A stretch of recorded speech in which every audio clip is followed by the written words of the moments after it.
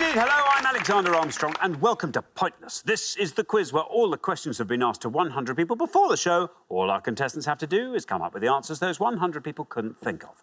Let's meet today's players. And couple number one. Hi, I'm Brittany. This is my dad, Alistair. I'm from Birmingham. He's from Wakefield. Couple number two. Hi, I'm Rowan. This is my brother Lance, and we're from Reading. Couple number three. Hi, I'm Matt, and this is my dad, Chris, and we're from Liverpool. And finally, couple number four. Hello, I'm Anne, and this is my friend Maria, and we're from Kent. And these are today's contestants. There they all are. Thank you very much indeed. Lovely to have you with us. A warm welcome to the show. That just leaves one more person for me to introduce. The very definition of don't give up the day job. It's my pointless friend. It's Richard. Hiya. Hey, everybody. Now, good afternoon to you. Good afternoon. Welcome back. Thank you very much, Auntie, and welcome. Thanks. We never get welcome back. No, we never get welcome. We also welcome back Chris and Matt. Lovely to have you back here again. Gents did very well last time. Got beaten, though, by Millionairin. Yes. In our episode of Who Wants to Be a Millionairin. And they went through to play for £12,000 in the jackpot round. Yeah. And I'm afraid everyone who's turned up today is very unlucky. Because they're going to have to play for £13,000, and that's a very unlucky jackpot. That's an unlucky number, isn't it? That is a shame. No one wants to win that. We're going to have to boost it somehow, either with pointless answers or pointless answers in our bonus booster I know special. you'd rather it gone down to 1,000 because, but you know, there it is. There we are. That's the cross we have to bear. It is indeed. Well, yes. So yeah, we're adding another £1,000. It's just ridiculous. We can't help ourselves. Literally just spraying the cash around. So today's jackpot starts off at £13,000. Right, if everyone's ready, let's play Pointless.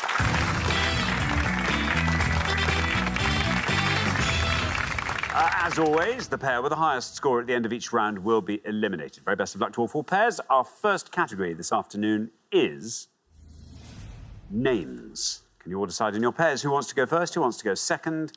And whoever's going first, please step up to the podium. OK, and the question concerns 5-letter names whose middle letter is C. Richard. Yes, simply the answers to every single question you're about to see has 5 letters and the middle one is C. There's going to be 7 on the first board, 7 on the second, so 14 in all to have a go at home. 5 letters long, the middle letter is C. Thank you very much indeed. Let's reveal our first board of clues. Capital city of Ghana, variant of ancient game 5 stones, a GP's temporary replacement, decorative recess in a wall for displaying a statue or vase, host city of the 2014 Winter Olympics, TV sitcom starring Nick Helm, which moved from Channel 4 to BBC 3, and high-calorie nut and state tree of Texas, USA. I'll read those all again. Capital city of Ghana, variant of ancient game 5 stones, a GP's temporary replacement, decorative recess in a wall for displaying a statue or vase, host city of the 2014 Winter Olympics, TV sitcom starring Nick Helm, which moved from Channel 4 to BBC 3, and high-calorie nut and state tree of Texas, USA. There we are, Brittany. Welcome to Pointless.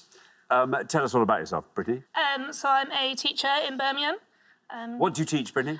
So I'm trained as a history teacher, but I teach like all kinds of humanities. I do a little bit of RE, I do some sociology, all sorts of different things. This is perfect pointless training. I can't help thinking, Brittany. This is good, surely. Now, how do you like our board? It's a little bit random. Lots of different, just, you know, a sort of smattering of things. I'm going to have to take a guess that I think is correct. So the host city of the 2014 Winter Olympics is Sochi? Sochi, says Brittany. Let's see how many of our 100 people said Sochi. It is right. There we are. Scores 29 as well. Gets the round off to a great start. 29 for Sochi. Well played, Brittany. Such lovely relief as well. Well done. It's lovely. I'm so glad we made you happy. Yes, Sochi. There are all sorts of sporting things there. The Russian Grand Prix, for example, is at Sochi now as well. Thank you very much indeed. Now, Rowan, welcome. Tell us all about yourself, Rowan.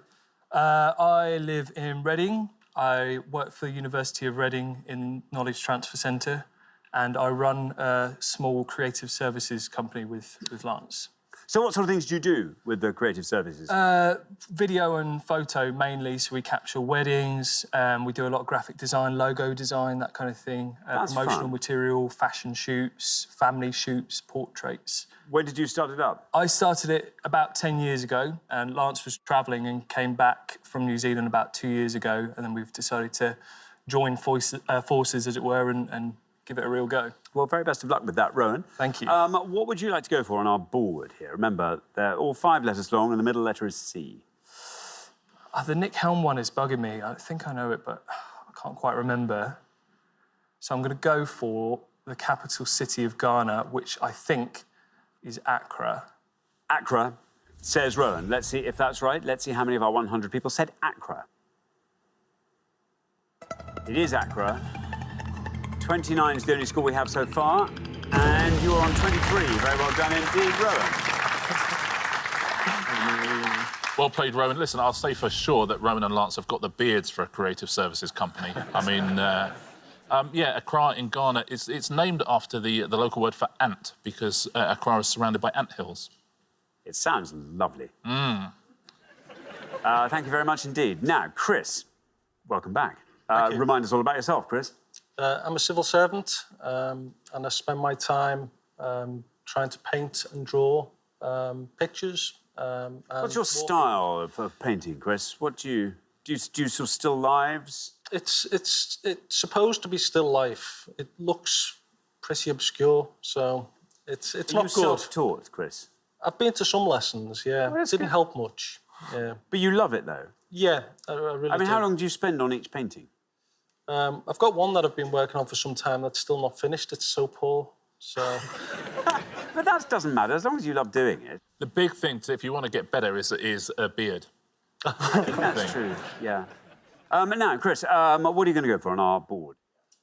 I know a couple, and I'm hoping that the bottom one is pecan. I'm hoping, but I'm not sure. OK, you're going to go for pecan, which is the state tree of Texas, if that's right. Let's see, pecan. How many people said it? It is pecan. 29 is our high score, 23 is our low, 34 is where you end up with pecan. Yeah, that's their state tree in Texas. They've got a state, lots of things. We quite often talk about these things on the show. But Texas has got a state hashtag. OK, so it's got an official state hashtag. Hashtag Texas, presumably. That is actually the answer. The official hashtag of Texas is hashtag Texas. Capital T or just lowercase? Capital T. Whoa! That's Go a busy, Texas. that's a busy day at work, isn't it? Isn't it? Wow. There we are. Thank you very much indeed. OK, so, Anne, we come to you. Welcome to Pointless. Well, tell us all about yourself, Anne. I'm a civil servant also, an administrator in the civil service. Big love is music, so I go to lots of concerts and gigs. And Best gig you've ever been to? Definitely Paul McCartney, and Ringo Starr appeared, and Ronnie Wood. Oh, that must have been So I've seen incredible. half the Beatles now, so... Ah, where was that? The O2. There you are. Brilliant. Now, Anne, you are the last person to have this board. Do you want to go through it and try and fill in all our blanks? The GP's temporary replacements, locum, and the decorative recess, I think, is alcove. The Nick Helm one's bugging me, but I think I'm going to go for locum. OK, locum for the GP's temporary replacement. How many people said locum? It's right. That's a high one. 69 for locum. Yeah, the decorative recess, not an alcove. I know it's got a C in the middle of it, but do you know what it is? No, it's really, really annoying me. It's a niche or a niche. Oh, a niche. Yeah, there's differences of opinion as to how one pronounces that. That would have scored you 15. Now, this sitcom, it's a wonderful sitcom as well. It's called Uncle. Very much worth catching up with. 5 points for that. And the variant of 5 stones. Jacks. Yeah, we used to play it at school all the time, didn't we? 9 points. Well done if you said Jacks. Thank you very much indeed. Well, we're halfway through that round, and 23. Well done, Rowan. Best score, 69 is the high score, so good luck with that, Maria. We're going to come back down now. Will the second players please step up to the podium? OK, let's put 7 more clues up on the board, and here they are. We have got small lizard, whose varieties include tokay and panther, biblical son of Isaac and twin brother of Esau, surname of physicist whose mathematical methods revolutionized spectroscopy. Sir Francis Chichester's Gypsy Moth 4 is this type of sailing vessel, plant species to which the Joshua tree belongs, surname of lead actor in the 1984 film Footloose, and the regulator of UK television and radio broadcasting. I'll read those all again. Small lizard whose varieties include tokay and panther, biblical son of Isaac and twin brother of Esau, surname of physicist whose mathematical methods revolutionized spectroscopy. Sir Francis Chichester's Gypsy Moth 4 is this type of sailing vessel, plant species to which the Joshua tree belongs, surname of lead actor in the 1984 film Footloose, and the regulator of UK television and radio broadcasting. There we are. Now, Maria, welcome to Pointless. Tell us all about yourself, Maria. So I'm from Kent. I'm a marketing coordinator for a marine seismic company in the oil and gas industry. That's fascinating. I mean, what you're reacting to data, because obviously you can't really predict seismic events, can you? Well, it's more about acquiring seismic data for oil and gas companies. So Right. we have a fleet of vessels that we send out, and they acquire seismic to sell to the oil and gas companies, hopefully. We should get And a fleet of sometimes they hire vessels. boats. We should get. Why have we not got a fleet of vessels? Yeah, we should do should. that. We Straight should do after that. the show, I'm going to get us a fleet of vessels. We'll send them out. I don't know. We won't Send look them for out. seismic stuff because you're doing that. We We will could look just do for some haddock. plankton. Haddock, maybe. Haddock. Yeah. That's a good idea. Don't you think? Yes. All right. Let's do that. Yeah. Fair enough. Now, Maria. Yes, you are on 69. You are the high scorers. We need a nice low score from you. What can you give me? Tricky for me, this one, actually. But I am going to play it safe. So I'm going to go for the bottom one, the regulator, and I'm going to say Ofcom. Ofcom, says Maria. OK, let's see how many of our 100 people said Ofcom. No red line for you. You're the high scorers.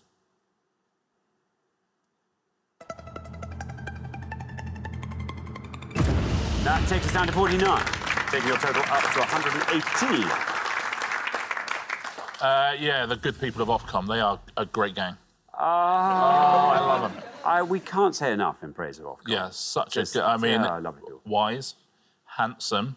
And so much community work they do as well. Just, I mean, when they're... So much stuff. Yeah. And so brave. I once saw someone from Ofcom fight off a tiger in a zoo. Yes. Tiger Yeah. had escaped. There's a lady from Ofcom, and she didn't fight the tiger. She stopped the tiger escaping, soothed it, and walked it back. Oh, that is brave. That's, yeah. Thank you. Love Ofcom. Yeah, love them. Thank you. OK, now, Matt. Yes. Matt, welcome back. Remind us all about yourself. Yeah, so I'm 18 from Liverpool and I'm a student studying towards becoming a PE teacher. When do you reckon you'll get the call up, the PE teacher? When will your qualifications be? So I've got my 3-year degree, Yeah. so that'll end in 3 years, then I'll probably do a PGC at the end of that. It's about 4 years' time, hopefully. OK, very good. If all goes Good well. luck with that, Matt. Now, 34 is your score at the moment. 83 or less gets you into round 2. I'm looking at the board now and I'm just going blank, and I know there's probably answers on there that I should know. So I'm going to have a stab at Sir Francis Chichester's Gypsy Moth 4 and say it's a yacht. A yacht. OK, let's see if yacht is right. Here is your red line. It's right. And you're through. 27 is what that scores, taking your total up to 61. Very well done. Well played, Matt. It's a good answer, because it doesn't seem like yacht has got a sea in the middle of it, does it? Often you see a yacht in the middle of the sea, but there's also a sea in the middle of the yacht. Thank you very much indeed. OK, now then, Lance, welcome to Pointless. Tell us all about yourself. I know a little bit. Tell us the rest. Came back from living in New Zealand a couple of years ago, and then we've been trying to make a go of this photography video business. It's going all right. It's going OK. It's picking up. It's picking up. So have you got a separate premises, or do you work from one of your houses? Or It's generally on location. I guess it probably weddings is. and things. And, Yeah, but, yeah. I think the aim of the game is to get a premises and then do studio stuff from there as well. Very nice. It's all very exciting. Now, Lance, there you are. You're on 23. If you can score 94 or less, there's a place for you in round 2. I think I know 3 of them. One of them is a gamble. I'm going to go with the top one, Yeah. and I think it might be a gecko. It seems reasonable, doesn't it? Yeah. Gecko, let's see. Here's your red line. Can you get below that with gecko? Very well done indeed. Takes you down to 22, taking your total up to 45. Yeah, they're known for having sticky feet, geckos, because they have tiny microscopic hairs that kind of grab onto things. But some geckos don't have legs at all. But that doesn't make them snakes. They're legless lizards, which is different to a snake. How long are they, I wonder? Just that long? What, the legs? They're non-existent. Presume, how do they get about? Roll, I guess. The geckos, Roll. they drive. Of course they do. Of course they do. I've seen them. Thank you. Alistair, welcome to Pointers. Good to have you here. Tell us all about yourself. My name's Alistair, and I'm a bridge engineer from West Yorkshire. Bridge engineer. Where do you generally build your bridges? I don't build them anymore. I'm really a bridge manager. So, Where do you manage your bridges? I manage my bridges in West Yorkshire. Are they mostly over roadways, or are they over rivers, or are they over we put bridges over everything. Over Anything everything? that needs crossing, we put a bridge across it. That's how it works, isn't it? Of course. I understand. What's the bridge you're proudest of under your management? We've got a 14th century medieval bridge, which has actually got a chantry chapel on it. That's nice. Probably Sir Francis Chichester probably crossed that. Almost certainly. Yeah. In his yacht. I think he probably did, yeah. That's so a chapel right in the middle. Where is that? Sounds amazing. It's in Wakefield. How lovely. Yeah, there's only 4 in the country. Goodness Well, there's only me. 4 left in the Only country. 4 left. Yes. There we are. Anyway, listen, Alistair, you are on 29. You have to score 88 or less. The board is yours. Right, well, the Joshua tree, I haven't got a clue. I don't know. The physicist, when you say it, I'll go, yeah, I know now. And the second from bottom is Kevin Bacon. I think I'm going to take a punt. Biblical son of Isaac and twin brother of Esau, Jacob. Jacob says, Alistair, let's see if that's right. Let's see how many of our 100 said Jacob. Here is your red line. Jacob, absolutely right. And down that goes to 27, taking your total up to 56. Yeah, and good to go for that instead of bacon. Bacon was correct, but would have been a much bigger scorer. Would have scored you 56. Now, I got this next one wrong, the plant species. I would have said cacti, but it isn't. Yucca? Yucca. Is it really? Is the answer, yeah. Ooh. It's yucca. That would have scored you 6 points. Now, I don't know if you will say, of course, about this physicist. I will, but I always love saying that. It's Giulio Raccar, the Italian, and it's a pointless answer, so very well done if you said that at home. Raccar. Thank you very much indeed. Well, we're at the end of our first round, which means we have to send our first pair home. And Maria and Anne, I'm so sorry, it's you. High score of 118. Nothing wrong with either of your answers. Just locum. Locum turned out to be particularly high. Yeah. There we are. You'll be back next time. Look forward to seeing you then. But in the meantime, thank you very much, Maria and Anne. But for the remaining 3 pairs, it's now time for round 2.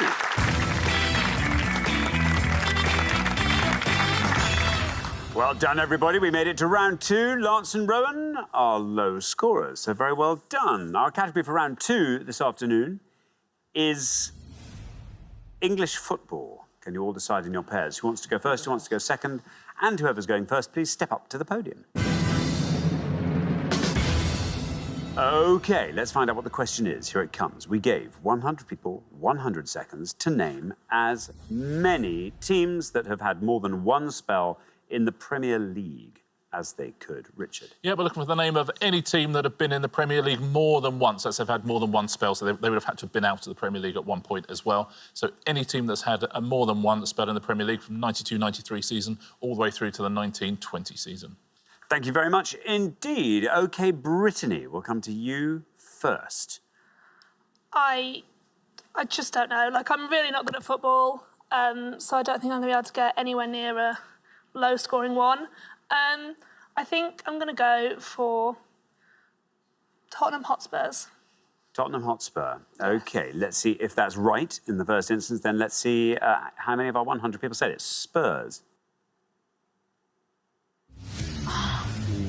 Bad luck, Brittany. I'm afraid that's an incorrect answer. Scores you 100 points. Yeah, sorry, they've been in it the whole time, Spurs, I'm afraid. So, yeah, just the one spell. Thank you very much, Richard. Now, Rowan. Hello. Now, what are you going to go for? I've got a few in my head which I think went down and back up at some point, but I'm going to go for one of the more recent ones that I know went down, which is Aston Villa.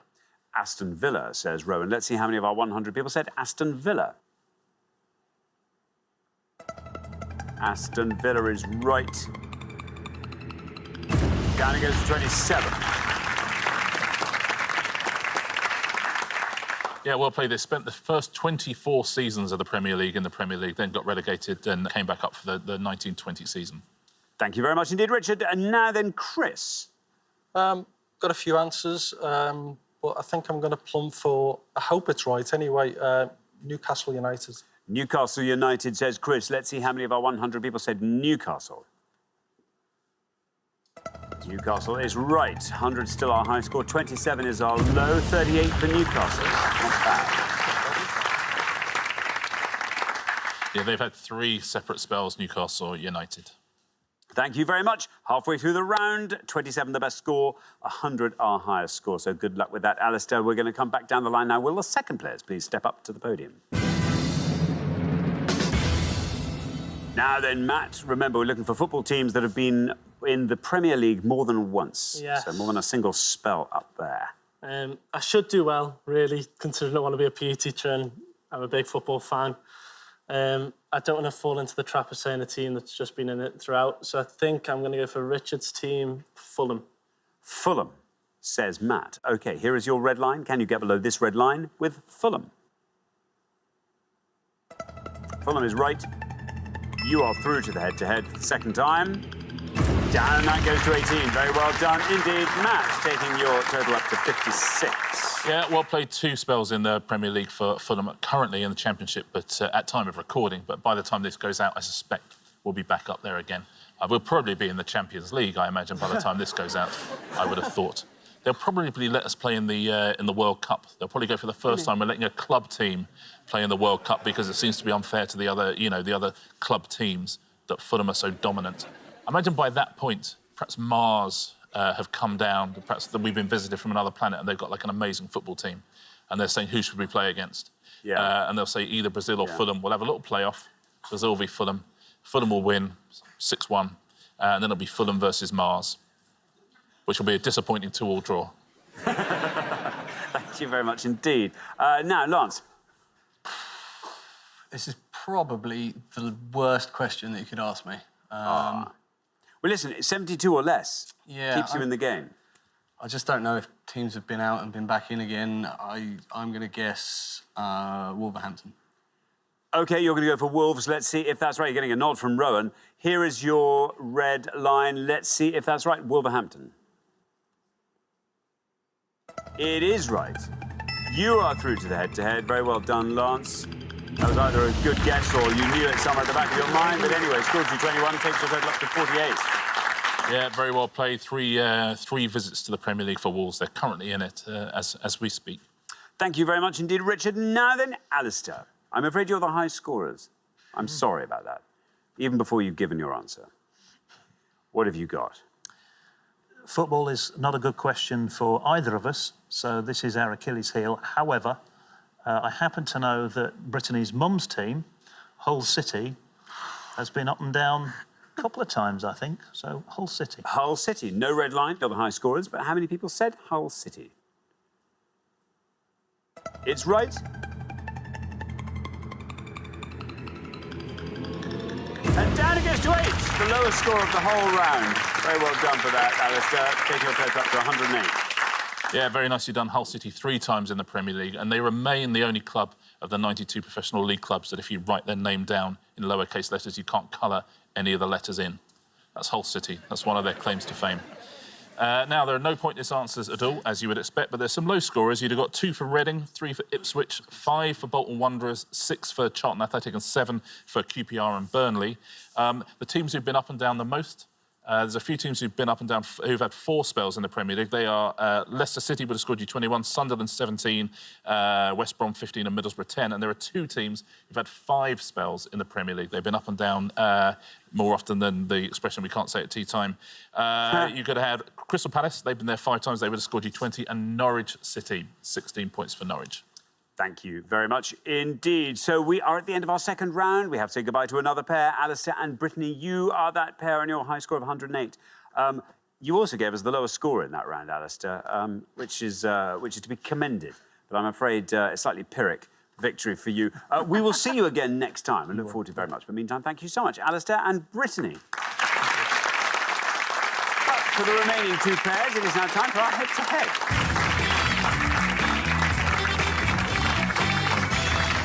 Congratulations, Lance and Rowan, Chris and Matt. You are now one step closer to the final and a chance to play for today's jackpot, which currently stands at £13,000. But just for fun, before we go into the head-to-head, let's see if we can't boost that jackpot a little bit with two pointless answers. See if we can truffle out these pointless answers. We gave 100 people 100 seconds to name as many World War II battles as they could. Richard. Yeah, the correct answers on this board you're about to see are all World War II battles. The incorrect answers we just made up, but two of those correct answers are pointless. See if you can get both of them at home. If you can get them in the studio, of course, we'll add some money to the jackpot. Good luck. OK, let's reveal our 6 potential World War II battles. We have got Battle of the Morannon, Battle of Gazala, Battle of Sempak, Battle of Kohima, Battle of Monte Cassino, and Battle of the Bulge. There we are. 6 possible battles from the Second World War. Now, Lance and Rowan, you get to go first, but you can chat out loud. So it's for everyone's benefit that you share your thoughts. A high score. Yeah, Battle of the Bulge I've heard of, which means it's not going to be low scoring. I think Kohima and Sempak are made up. I like Monte Cassino too. Yeah. Should we go for that? We'll go with Monte Cassino, please. OK, Battle of Monte Cassino. Say Lance and Rowan. Let's see if it's pointless. It's right. That's the first thing it has to be. It's definitely one of the 4 right ones. Oh, it's up to 4. Battle of Monte Cassino. It's always, if you've heard of it, it's probably not the pointless one. Chris and Matt, what are you going to go for? Yeah, we've heard of Battle of the Bulge as well. Yeah. Not so much the other ones, so we've decided to go with the top one, Battle of Morannon. OK, Battle of the Morannon. Let's see if it's right. Let's see if it's pointless. No, bad luck! Oh, well, never mind. No harm done. Richard. Yes, unlucky. It still means there's 2 pointless answers up there. So at home, if you've got 2 of these, you may still be in luck. So let's take a look. The Battle of Morannon is from Lord of the Rings, not from the Second World War. So the 2 pointless answers are Battle of Gazala, which is part of the North African campaign, and Battle of Kohima, which was the British and the Allied soldiers and the Japanese. Those are both pointless answers. Battle of the Bulge, I think you both knew, score points. Battle of Sempak is a 14th century battle, so it's incorrect. Thank you very much indeed, Richard. OK, well, bad luck. We didn't find any pointless answers, but no harm done. Let's play the head-to-head.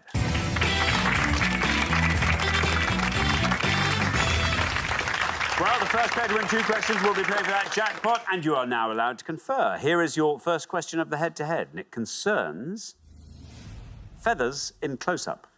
Richard. We're going to show you 5 pictures now of birds' feathers in close-up. We will give you alternate letters of those birds' names as well, but can you identify these birds? Thank you very much indeed. Let's reveal our 5 feathers, and here they come. We have got A, M, C, W. B, C, N, D, G, O, E.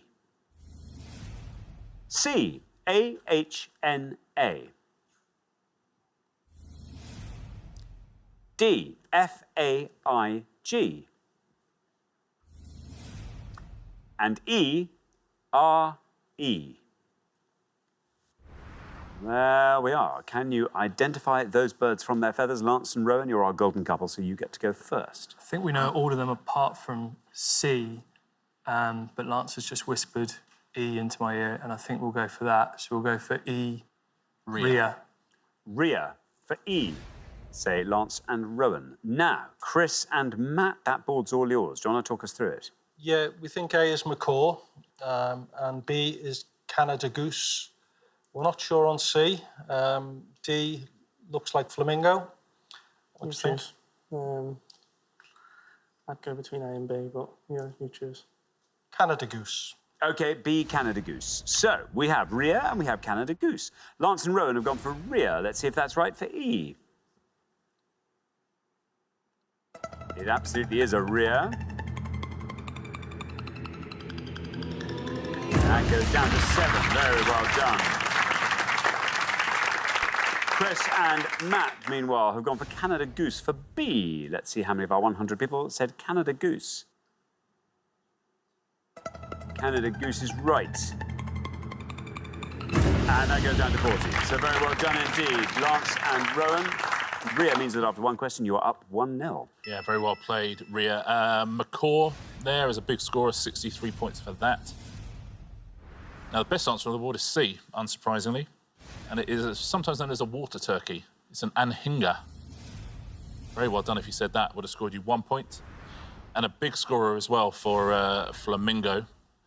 That would have scored you 70. Now, they're not naturally that colour. They're not naturally pink. They become pink from tiny crustaceans that they eat. So anyone who knows about birds know you can dye a flamingo, but you can't dye a rhea. You can't. It wouldn't be. That's why they're that colour. Yeah. Yeah. Thank you very much indeed. OK, so here comes your second question. Chris and Matt, you have to win this one to stay in the game, so best of luck with it. Our second question today is all about films with place names as titles. Richard. We're going to show you some pairs of actors now who starred in a one-word film, which is a name of a country or a city. We'll give you the first letter of that place. We'll also give you the year the film was released as well. But what are these films? Thank you very much indeed. Let's reveal our 5 clues to films with place names as titles, and here they are. Renée Zellweger, Catherine Zeta-Jones, C, 2002. Eric Bana, Daniel Craig, M, 2005. Humphrey Bogart, Ingrid Bergman, C, 1942. Nicole Kidman, Hugh Jackman, A, 2008. And Jonathan Pryce, Robert De Niro, B, 1985. I'll read those all again. Renée Zellweger, Catherine Zeta-Jones, C, 2002. Eric Bana, Daniel Craig, M, 2005. Humphrey Bogart, Ingrid Bergman, C, 1942. Nicole Kidman, Hugh Jackman, A, 2008. And Jonathan Pryce, Robert De Niro, B, 1985. OK, Chris and Matt. We know 4 out of the 5. We think we know 4 out of the 5. And we're going to go for the Jonathan Pryce and Robert De Niro film. We hope it's Brazil. Brazil, say Chris and Matt. Brazil. Now, Lance and Rowan, can you talk us through the rest of that board? I think we know the other 4. That's the one we didn't know, which doesn't bode particularly well. So the top one we think is Chicago. Next one we think is Munich. Next one, Casablanca, and then the next one, Australia. I think out of those... Munich's probably our best bet. We'll go for... I'm not sure if it's going to beat Brazil, to be honest, but we'll go for Munich. You're going to go for Munich. So we have Brazil and we have Munich. Chris and Matt went for Brazil. Let's see if that is right for the bottom one. How many of our 100 said Brazil? Brazil is right. And as predicted, it's a low score. Down it goes to 9. Very well done indeed. 9 for Brazil.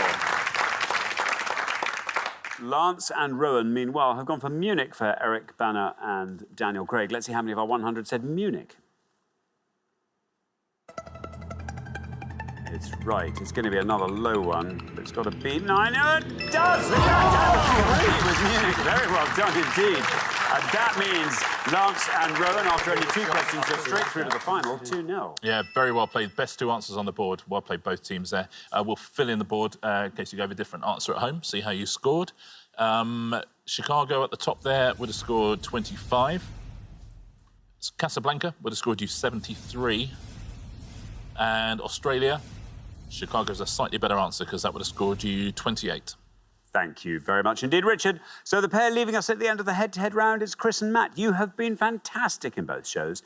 Really strong performance. Head-to-headers on each occasion, but I'm afraid this is where we have to say goodbye. Thank you so much for playing and playing so well, Chris and Matt. Thank you. But for Lance and Rowan, it's now time for our Pointless Final. Congratulations, Lance and Rowan. You've seen off all the competition and you have won our coveted Pointless trophy.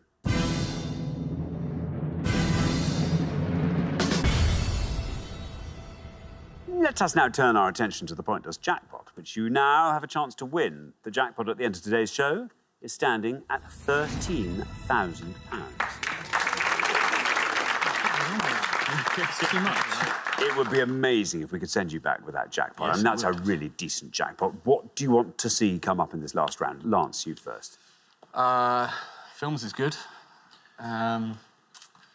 Something music related, maybe.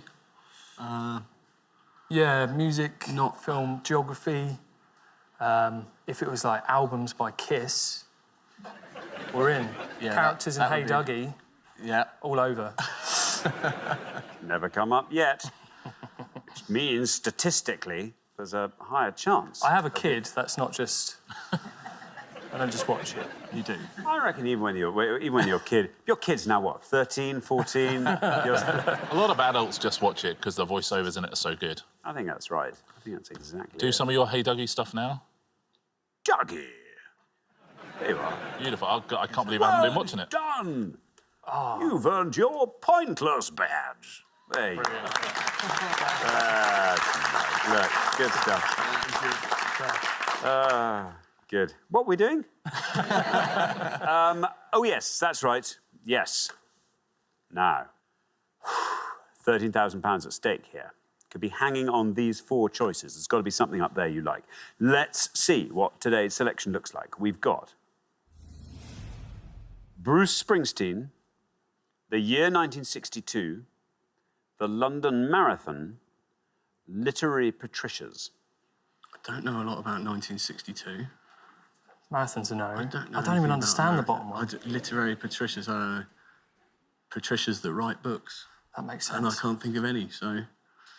I reckon Springsteen is the way We'll give forward. Springsteen a go, but I think... There'll be tracks on these albums or something like that, won't it? yeah, we're about to get embarrassed. OK. 13 grand, no pressure. OK. Well, good luck. Let's see. Very best of luck, gents. It's a really huge jackpot. Everyone wishing you all the best. We're looking for any of the following, please. We're looking for any member, past or present, of the E Street Band, who were inducted into the Rock and Roll Hall of Fame. We are looking for any track on Bruce Springsteen's greatest hits, released in 1995.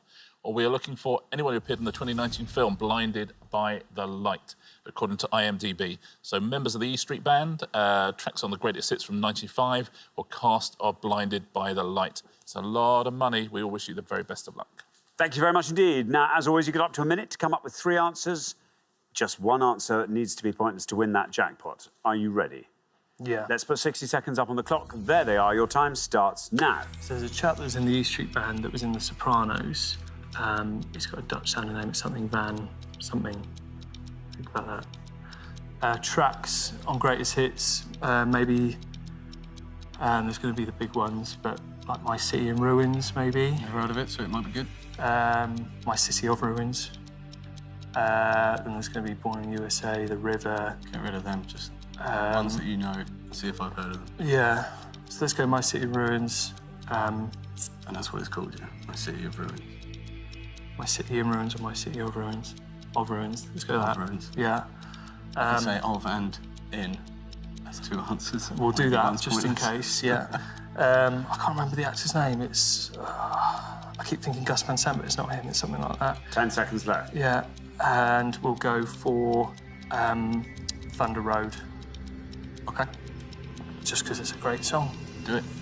OK, sounds like you've arrived at your 3 answers. What are you going to give me? Because I can't quite Well, remember the word in the middle, I think we'll go My City of Ruins. My City of Ruins, And My City in Ruins. My City in Ruins, And Thunder Road. and Thunder Road. Of those 3, which is your best shot at a pointless answer? One of the 2. The one your hunch was My City of Ruins, wasn't it? Of Ruins, Should we put yeah. that one last? Yeah. okay. And least likely to be pointless? Thunder Road is got to be right, but it's a big track. So. Thunder Road, and then we'll have My City in Ruins in the middle. OK, well, let's put those answers up on the board in that order then, and here they are. We have got Thunder Road, My City in Ruins, My City of Ruins. If you were to win that jackpot, one of these answers could do it. What would you do with £13,000? Lance, you first. I've just recently bought a house with my fiancée. So the correct answer for me to say is spend that on house things. Well, congratulations and well done. Good thing. Very good thing to say. Yeah. Rowan? Boring answer is we need a new floor. Exciting answer is tattoos. Bit of both, maybe. For 13 grand, yeah. Yeah. OK, well, listen, very, very best of luck. Your first answer was Thunder Road. In all three cases, we're looking for tracks on Bruce Springsteen's greatest hits. Thunder Road has to be pointless for you to win that jackpot of £13,000. Is it Thunder Road? Well, it's right. It just has to go all the way down to 0 now. Thunder Road taking us down through the teens. We're into single figures with Thunder Road down to 6. That's exciting. I think some of the bigger ones. OK, let's move to your next answer, My City in Ruins. Now, we're hedging our bets here, just to be sure that one of these is right. My City in Ruins, if it is right and pointless, will win you £13,000. How many people named it as a track on Bruce Springsteen's greatest hits? OK, not My City in Ruins. So we now turn to My City of Ruins, which was your hunch anyway. You thought that was probably the right one. Let's find out. If it's right and it's pointless, £13,000 is yours. How many people named it My City of Ruins as a Bruce Springsteen track on his greatest hits? Oh, no! Oh, no! My Dream in Ruins. My Dream of Ruins.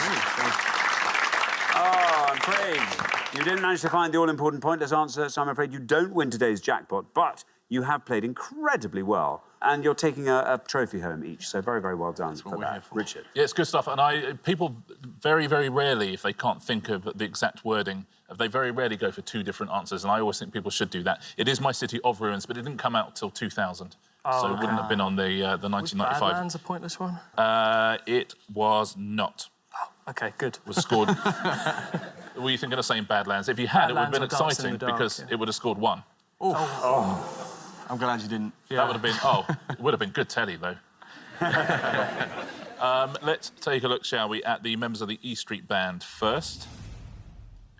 Danny Federici as a pointless answer, David Sanchez, Patti Scialfa, Bruce Springsteen's wife, who does vocals for the band, and Mad Dog Lopez, the drummer as well, was a pointless answer. In fact, they're the only 4 pointless answers. Stephen Van Zandt was the guy you were thinking of from Sopranos, would have scored you 7 points.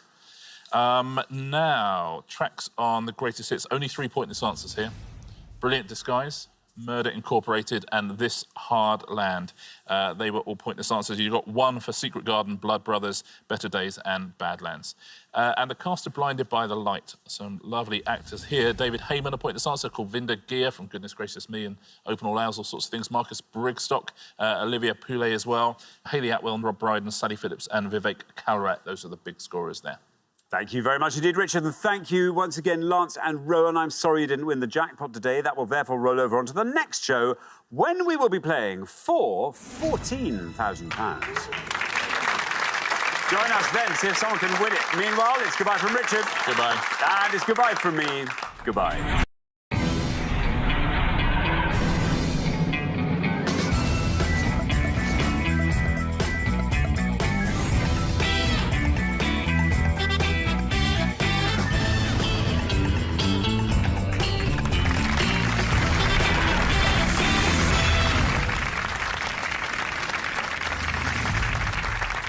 Thank you very much indeed. Hello, I'm Alexander Armstrong, and welcome to Pointless, the quiz where the aim of the game is to score as few points as you can, and you do that by coming up with the answers no one else could think of. Let's meet today's players.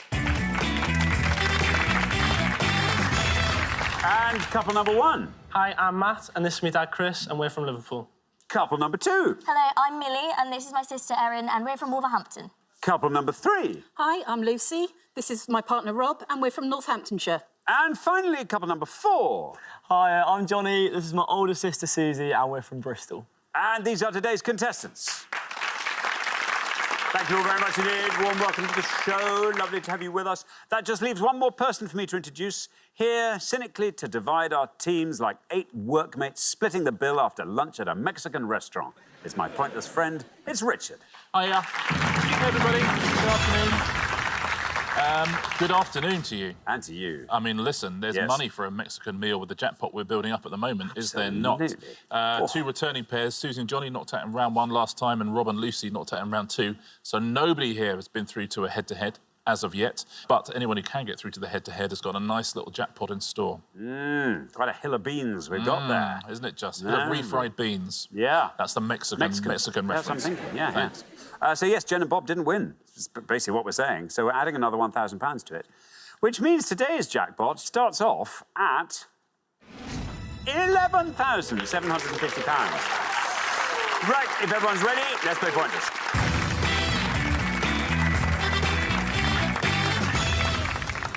Just remember, it's always going to be the pair with the highest score at the end of each round that gets eliminated. Keep your scores low. Best of luck to all 4 pairs. Our first category this afternoon is History by Month. Can you all decide in your pairs who's going to go first, who's going to go second? And whoever's going first, please step up to the podium.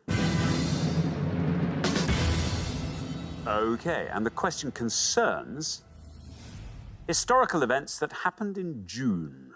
Richard. Yep, we're going to give you 7 historical questions on each board, and they're all to things that happened in June. That's the only thing that connects them. It's going to be 7 on the first board, 7 on the second board. So if you know about June history, you are laughing. Oh, imagine if you'd only revised up to April. Oh. Imagine you've revised July history. Oh. And you'd be like, oh, that'll come up. And then it's June. Oh. Thank you. So, we are looking for the answers that match these historical clues. Here is our first board of 7. At Runnymede, King John placed his seal on this document, 15th of June, 1215. Napoleon was defeated in this battle in Belgium, 18th of June, 1815. This Frenchman, real name Jean-François Gravelet, crossed Niagara Falls on a tightrope, 30th of June, 1859. The treaty ending the war between Germany and the Allied powers was signed in this palace near Paris, 28th of June, 1919. The recently abdicated Edward VIII married this American socialite, 3rd of June, 1937. This brief conflict between the UK and Argentina ended 14th of June, 1982. And in a speech, US President Ronald Reagan urged this Soviet premier to tear down the Berlin Wall, 12th of June, 1987. I'll read those clues again. At Runnymede, King John placed his seal on this document, 1215. Napoleon was defeated in this battle in Belgium, 1815. This Frenchman, real name Jean-François Gravelet, crossed Niagara Falls on a tightrope, 1859.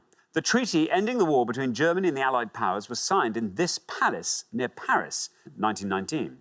The recently abdicated Edward VIII married this American socialite, 1937. This brief conflict between the UK and Argentina ended 1982.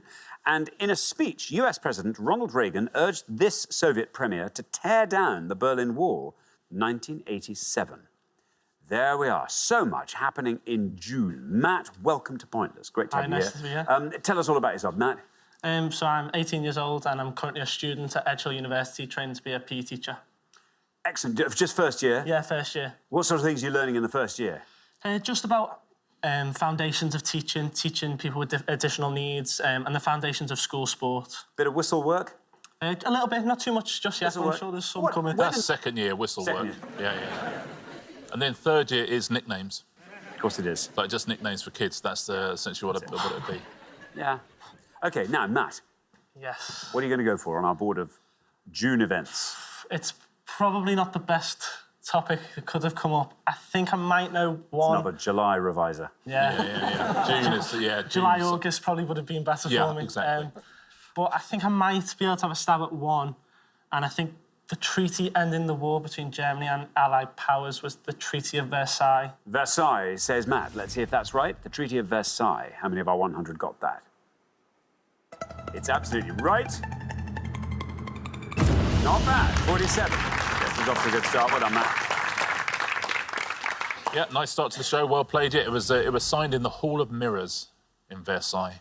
That must have been confusing. Yes, exactly. Because you don't know. They would just be busy laughing at their reflections, going, look at me. Dumpy. But that's why it cheered everybody up. Yeah, fun. Thank you very much indeed. So, now, Erin, welcome to the show. Good to have you here. Tell us all about yourself, Erin. Well, I've just finished studying and I'm starting out work as a translator and interpreter. What's the goal? I mean, would you want to, I don't know, head to the UN or something like that? Well, that's the dream. I mean, that's kind of amazing, isn't it? That's the ultimate goal, one day.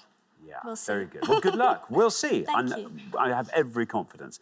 Obviously, I've only just met you, but you strike me as a wonderful translator. Erin, what are you going to go for on our board? Luckily, I think I know one answer, which is the final one. The Soviet premier, I believe, is Mikhail Gorbachev. Mikhail Gorbachev, says Erin. Let's see how many of our 100 people named Gorbachev as the Soviet premier. It is Gorbachev, 1987. 47 is the only score we have, and you passed it. 26. Very well done. Well played, Erin. Yeah, Ronald Reagan was very much like Dion Dublin on Homes Under the Hammer. He's always saying knock through, essentially, is what Ronald Reagan was saying. He was saying knock through East Berlin and West Berlin. Make a big kitchen. In the same way that Dion Dublin would say knock through the conservatory and that slightly smaller kitchen. And actually, the value of Germany has gone up since then, because just because people like a big kitchen. Well, because it's now, and it's now also it's a 4-bed instead of a 3-bed. You know, it's good. Yeah. Thank you, Richard. Lucy, welcome back. Lovely to have you with us once again. Remind us all about yourself, Lucy. I'm a mum to 2, and that's what I do at the moment. That's It's enough. a pretty full-time job. Remind us, we've got Zach and we've got... Amelia. Amelia, that's right. Remind us how old they are. Amelia is 13 and Zach is 12. I see. OK, very good. Now, Lucy, what are you going to go for? June events. Here they are. I can actually answer all but one. So I'm going to go for Wallis Simpson married American socialite. OK, Wallis Simpson, Edward VIII's American socialite wife. How many of our 100 people said Wallis Simpson? It's right. 47 is still a high score until now 52 a high score. Very well done. Yeah, Wallis Simpson, who was the inspiration for The Simpsons. That's where they got that from. Thank you very much indeed, Pleasure. Richard. Yeah, thank you. Susie, welcome. Great to have you here. Tell us all about yourself again. I'm a student. I'm also a musician. I didn't say that last time. You're a student of what? Geography. A student of geography, and what kind of musician are you? Oh, I'd say folk-ish. So it's not quite folk music, but sort of in that. What sort of instruments do you play? So I sing mostly, but I also play the ukulele, baritone ukulele mainly. Baritone. I bought a bass guitar the other day, and also dabble in the mountain dulcimer, which could be a pointless answer. Who knows? Well, yeah, it could. Well, that all sounds fantastic. Susie, you're the last person to have this board, so look, there are 4 little bits for you to fill in for us, if you'd like. Yeah, I think maybe I know them all. So I think the top one is the Magna Carta. Napoleon was defeated at Waterloo. I'm guessing that the Frenchman was Harry Houdini, and I'm guessing also it's the Falklands War. So we'll go for the Falklands War. OK, the Falklands War for the bottom one, 1982. Let's see how many of our 100 people said the Falklands. It's right. Oh, 69 for the Falklands. Well, there we are. Let's fill these in, shall we? You are absolutely right about Magna Carta. It would have been a better answer. Would have scored you 52. You are right as well about Waterloo. Again, a slightly better score, 59. This is not Houdini, but it's the best answer on the board. Charles Blondin. Charles Blondin. 5 points. Very well done if you said that. Thank you very much indeed. OK, we're halfway through the round. Before we come back down the line, let us just congratulate Erin on a lovely low score of 26 and commiserate with Susie and Johnny on the high score of 69. Anyway, will the second players please step up to the podium? OK, let's put 7 more clues to historical events from the month of June on the board. And here they are. We have got... The Scots, led by Robert the Bruce, defeated the English in this battle, 23rd to 24th of June, 1314. Surname of the US Army officer whose last stand took place during the Battle of the Little Bighorn, 25th of June, 1876. This man assassinated Archduke Franz Ferdinand in Sarajevo, 28th of June, 1914. The Allies invaded this region of northern France in what is known as D-Day, 6th of June, 1944. Queen Elizabeth II was crowned in this London building, 2nd of June, 1953. This Soviet cosmonaut became the first woman to be launched into space, 16th of June, 1963. And 5 men were arrested for breaking into the offices of this building on behalf of President Nixon, 17th of June, 1972. Here they are again. The Scots, led by Robert the Bruce, defeated the English in this battle, 1314. Surname of the US Army officer whose last stand took place during the Battle of the Little Bighorn, 1876. This man assassinated Archduke Franz Ferdinand in Sarajevo, 1914. The Allies invaded this region of northern France in what is known as D-Day, 1944.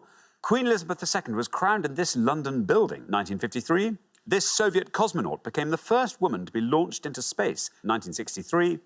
And 5 men were arrested for breaking into the offices of this building on behalf of President Nixon, 1972. There we are. Johnny, welcome back. Welcome back. Remind us all about yourself, Johnny. Yep, I'm Johnny. I'm a student at Bath University studying physics. Studying physics. And what do you like to get up to when the physics is done? I go to church. Yeah. Bit of a classic, but yeah, I love that. That's like, yeah, my favourite thing. OK, good for you, Johnny. Now, 69 is your score. You're the high scorer at the moment. We need a low score from you. What are you going to go for? Yeah, there's a couple of the history ones that Mr. Vittel, my old history teacher, would kill me for not knowing. I'm going to have to go with the region of northern France and say Normandy. OK, yeah. Normandy, says Johnny. No red line for you as you're the high scorers. Let's see how many of our 100 people said Normandy for the D-Day landings. It is right. Down it goes to 52, taking your total up to 121. And that's so weird because Mr. Vittel's full name is Norman D. Vittel. Okay, what about that? Whoa. There we go. Amazing. Thank you very much indeed. And now then, Rob, welcome back. Good to have you with us once again. Remind us all about yourself, Rob. I work as a chartered secretary, and when I'm not doing that, I tend to bake and cook. You tend to bake and cook? What's your signature dish? I made my children's birthday cakes. That's very good. But I tend to do slow-cooked pies and things like that. Ooh, what's your favourite pie? Steak and kidney. That's the best answer. Do you do it as a pie or as a pudding? As both. So steamed suet pudding. It's a mighty fine thing. My mouth is now watering. Now, Rob, what are you going to go for? You're on 52, which means 68 or less gets you to the next round. I think the 5 men who broke into the Watergate building, which I think led to everything being a gate. OK, indeed, yes. Watergate is what you're going to say. Yeah. Here is your red line. Can you get below this red line with Watergate? It's right, and you can get below that red line. Down you go to 40. Very well done indeed. 92 is your total. Yeah, and as Rob says, that's exactly why all scandals have gates at the end of them now. It all comes from Watergate. It's still open as a hotel, Watergate Hotel, and you can stay in room 214, which is the scandal room. Thank you very much indeed, Richard. Now then, Millie, welcome to Pointless. Thank you. Lovely to have you here. Tell us all about yourself. So I am a law student at University College London. And how are you enjoying that? I'm enjoying it quite a lot, which seems like quite an unfashionable answer. No, I think that's a good answer. Yeah. Very, very reassuring, in fact. And when you leave UCL, do you think will you go and become a barrister? Will you become a solicitor? Which area of law do you think you will? Well, I definitely would like to become a barrister. I like the areas most people probably would fall asleep at the thought of. Trusts, contracts, you know. Someone's got to like those. And how great that you do. That's brilliant. Now, Millie, 26 is your score, which means 94 or less gets you into the next round. Yeah. Can you find answers to match these historical clues? Well, I'm going to continue, I think, with this sort of Soviet trend and hopefully make my history teacher, Mr. Beeston, proud. I'm going to slightly risk, I think it might be right, the Soviet cosmonaut being Valentina Tereshkova. Valentina Tereshkova. Mr. Beeston, you do the honours. Back at home, he is now saying, let's see if that's right. Here's your red line. Valentina Tereshkova. It's right, and you're through. There we are, look at that, 14. Taking your total up to a lovely round 40. Well played, Millie, and well played, Mr. Beeston, as well. That's terrific. No, I mean, that's some teaching, isn't it? Isn't it? Anyone can teach Normandy, with respect, Mr. Vittel. But to teach and really get Valentina Tereshkova absolutely in there. Yeah. It's amazing. Nice. Now, Chris, welcome. Tell us all about yourself. I'm a civil servant. I enjoy painting, artistic painting, not painting the wall, walking the dog, generally keep myself fit. That's about Very nice. Lots of places, lovely places for you to walk. Yeah, we live by the beach, so we can walk down the beach and through the woods. Very nice. It's very nice. Very good indeed. Now, Chris, 47's your score at the moment. Matt set you up very nicely there. 73 or less keeps you in the game. That board's all yours. Do you want to talk us through it? I don't think I want to talk you through it, but I think I am going to plumb for the US Army officer as Custer. Custer. Custer. OK, let's see how many of our 100 people said Custer. Here's your red line. Custer is right.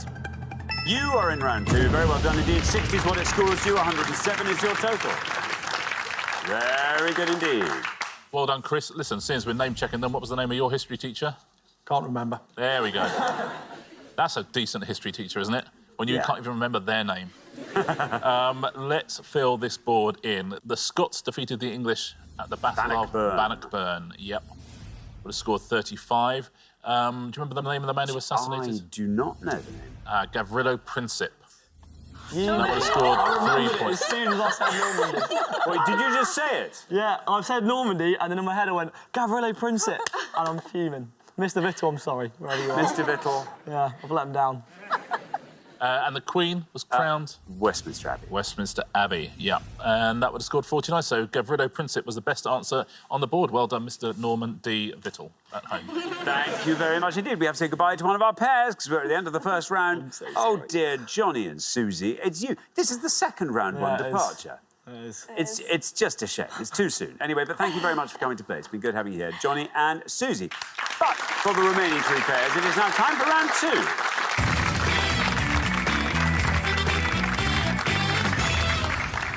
Down to 3 pairs. Here we are in round 2. Millie and Erin. Very well done, our low scorers there. Fantastic work. Best of luck to all 3 pairs. Our category for round 2 this afternoon is cinema. You can all decide in your pairs who wants to go first, who wants to go second, and whoever's going first, please step up to the podium.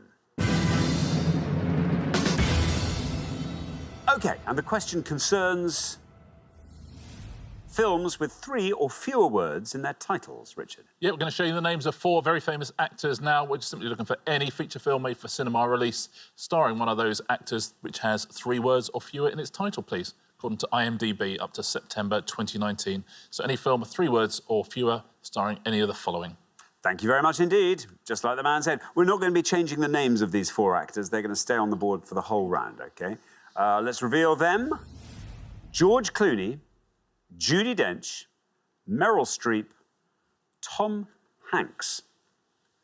And we're looking for any film with 3 words or fewer in their titles, starring one of these actors. OK, Matt. Yes. I've got a few ideas running through my head, but I think it is him who's in it, and I'm going to go for Tom Hanks and say Sully. Sully. Yeah. OK, let's see if that's right. Let's see how many of our 100 people said Sully. Sully is right. That's a good answer. 8. Very well done indeed, Matt. 8 for Sully. Yeah, terrific start. Plays Captain Chelsea Sullenberger, the pilot who landed the plane on the Hudson River. True story. Thank you very much indeed. Yes, Millie. Yeah, I'm going to also go for Tom Hanks. And I think I watched this film a couple of years ago. I think it was called The Terminal. The Terminal, says Millie. Let's see how many of our 100 people said The Terminal. The Terminal is right. 8's our only score so far. And you score 5. Very well done indeed, Millie. Yeah, another true story. And another true story where large bits of it happen in an airport. Tom Hanks plays someone who lives in an airport. Thank you. Now, Lucy, what would you like to go for? Oh, this isn't our round, but I'm going to go for George Clooney, because who wouldn't?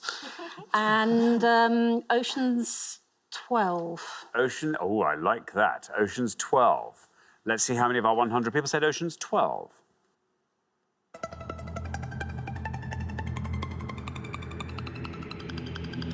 19 for Ocean's 12.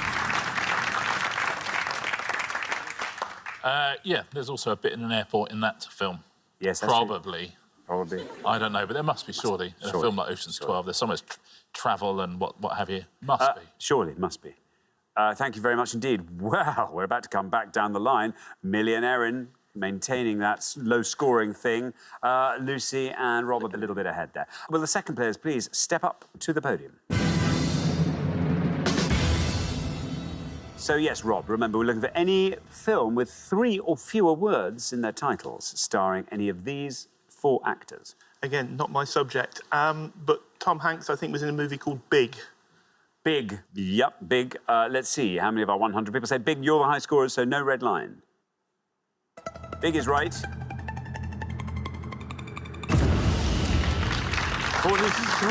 for Big.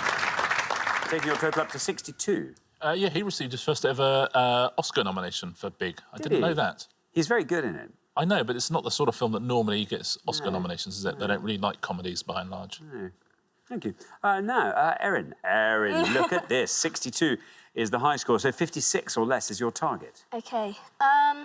Well, I mean, to be honest, I could probably only answer Tom Hanks. I think he might have been in Angels and Demons. Angels and Demons. Let us see. Here is your red line. Can you get below this red line with Angels and Demons? He was in Angels and Demons. You are in the head-to-head. And that is a very low score. Look at that. 2 for Angels and Demons, taking your total up to 7.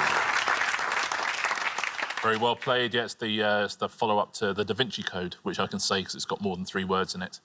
Thank you very much indeed. Now, Chris, you have got a target of 53 or less. So films with any of these actors in, but with only 3 or fewer words in their titles. Yeah, I've got this image in my head of Meryl Streep with a hole in her stomach in a film called Death Becomes Her. Death Becomes Her, says Chris. OK, here's your red line. Let's see if you're right. Let's see if you can get through to the head-to-head with Death Becomes Her. It is absolutely right. You are through. And down it goes to 8. Very well done. Exactly the same score as Matt in the first pass, taking your total up to 16. Yeah, very well played. In fact, Goldie Hawn is the one. She has the hole in her stomach, and Meryl Streep's head is on the wrong way round. That's not a spoiler, I promise. It happens fairly early on. Now, there's lots and lots and lots of pointless answers here, so I'm just going to take you through a selected few. Tom Hanks, pointless answers. You could have had Cars. You could have had The Simpsons movie. You could have had Bachelor Party. Larry Crowne as well, a pointless answer for Tom Hanks. Meryl Streep, a few pointless answers here. Plenty. Ironweed, Marvin's Room adaptation, Julie and Julia, August Osage County, Into the Woods. They were all pointless answers, as were Mary Poppins Returns. Judi Dench, some pointless answers. Jack and Sarah, Tomorrow Never Dies, the Bond movie, was a pointless answer. The Shipping News, Mrs. Henderson Presents as well. And George Clooney, some pointless answers. The Peacemaker, Welcome to Collinwood, Intolerable Cruelty. Michael Clayton is a pointless answer as well for George Clooney. Thank you very much indeed, Richard. We are at the end of our second round, which means we have to say goodbye to another pair. Oh, Lucy and Rob. It's the same round we sent you home at last time. Same point in the show, I'm afraid. Anyway, it's been lovely having you here. Thank you so much for playing, Lucy and Rob. But for the remaining 2 pairs, it's now time for the head-to-head.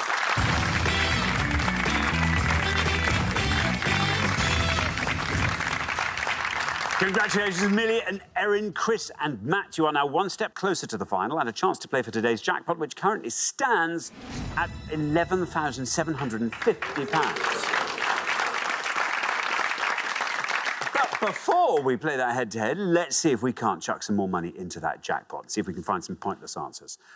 We gave 100 people 100 seconds to name as many turtle species as they could. Richard. Yeah, we're going to put 6 answers on the board. As always, 2 of them are pointless answers. They're turtles that no one mentioned. 2 of them, however, are incorrect answers. So go for something you haven't heard of, but try and avoid those incorrect answers if you can. We've had some good success on this recently. We have, yeah. Yeah. Yeah. OK, well, here are 6 potential turtle species. 2 of these are incorrect, of course.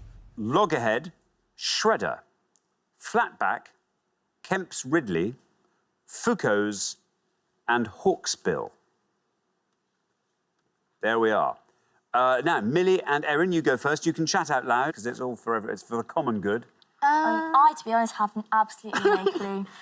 Shall we go for the second to last one? Yeah. Just because we don't really know. Yeah. So we'll go for Foucault. OK, Foucault's. Let's see if that's pointless. No bad luck. Not Foucault's. So there we are. Chris and Matt, over to you. Do you think you can find a pointless turtle on that list?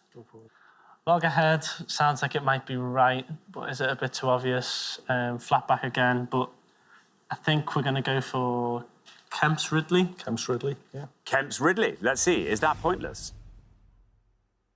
It's right. If it's pointless, it'll be £250 to the jackpot, and it is! Very well done indeed. Fabulous work there. Kemp's Ridley, a pointless answer. Well done, gents. And the other pointless turtle, very well done at home if you said flatback. That's the other pointless answer there. The other incorrect answer was the nemesis of the Teenage Mutant Ninja Turtles, and that is Shredder. That was an incorrect answer. That's a turtle wipeout. And the other two scored points, Loggerhead and Hawksbill.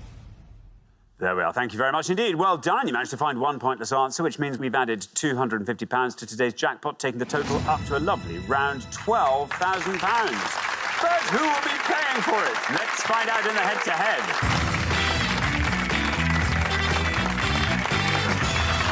Well, the first pair to win 2 questions will be paying for that jackpot, and you are now allowed to confer. Our first head-to-head question this afternoon is all about entertainers with geographical surnames.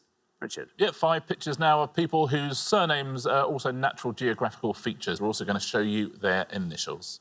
Thank you very much indeed. Let's reveal the 5 entertainers with geographical surnames, and here they are. A. K.B. B. C.R. C. J.M. D. J.D. and E.N.C.